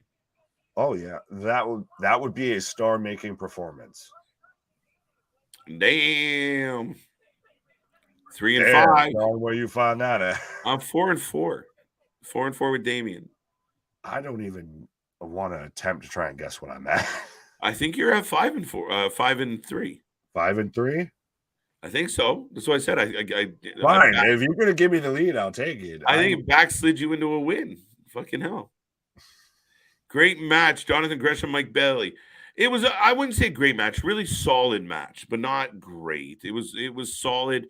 And again, you guys, they set the tone with some bangers right away. So let's be real. I mean, it's going to be interesting to see when we're here for No Surrender, whether their match for Impact is better than their match that they had tonight. Oh, and that could be a factor. They know they got another match to sell, so they hold some shit back. Fair enough. But folks, that ends session 1 of the Jersey J Cup. So like we said, we kind of guessed it, they just went through the first round. So tonight at 8:00, we'll be here for session 2, round 2. We're getting the semifinals and the finals, or the quarterfinals, the semifinals and the finals for the J Cup. Yeah, I can't wait. I mean, we're bouncing back. I mean, I think we're the only channel we're the only channel covering the J Cup like this. And we're looking forward to coming back tonight. I think it's going to be a great time, Nick. And the matchups are lining up super nice. There's a lot that we're going to get to see tonight. And I can't wait. And then on top of that, if you can't make it tonight, which you should, at least come by and say hi. We will be back tomorrow for the Super Bowl party. And then all week next week for all the wrestling as we head towards Elimination Chamber and Battle in the Valley on next Saturday. So again, we're going to double up and be here the way we always are. Nick, I really enjoyed session 1. I really good vibe session for session 1. What? I said, do we want to give a rating? Yeah, I'm curious what the rating on session 1 is, guys. Because what do you want to give it? What do you give it? What do you give it? I'm going to give it 7.5. Get out of my head. Well, I was close there. That was towards where I was thinking. I'm going to give it a 7. Fair enough. A little behind you, but yeah, right around there. It was good. I know we kind of, they could have done this and they should have done that and everything. But at the end of the day, it was still a good show. It's just at times when you get to be a wrestling fan like this, you try and find those little tweaks. Absolutely. And I mean, again, I think it's hard to bat 1,000. And I think overall they did really well. Little bit of a tail off at the end. I think maybe shuffling the deck a little bit might have been better.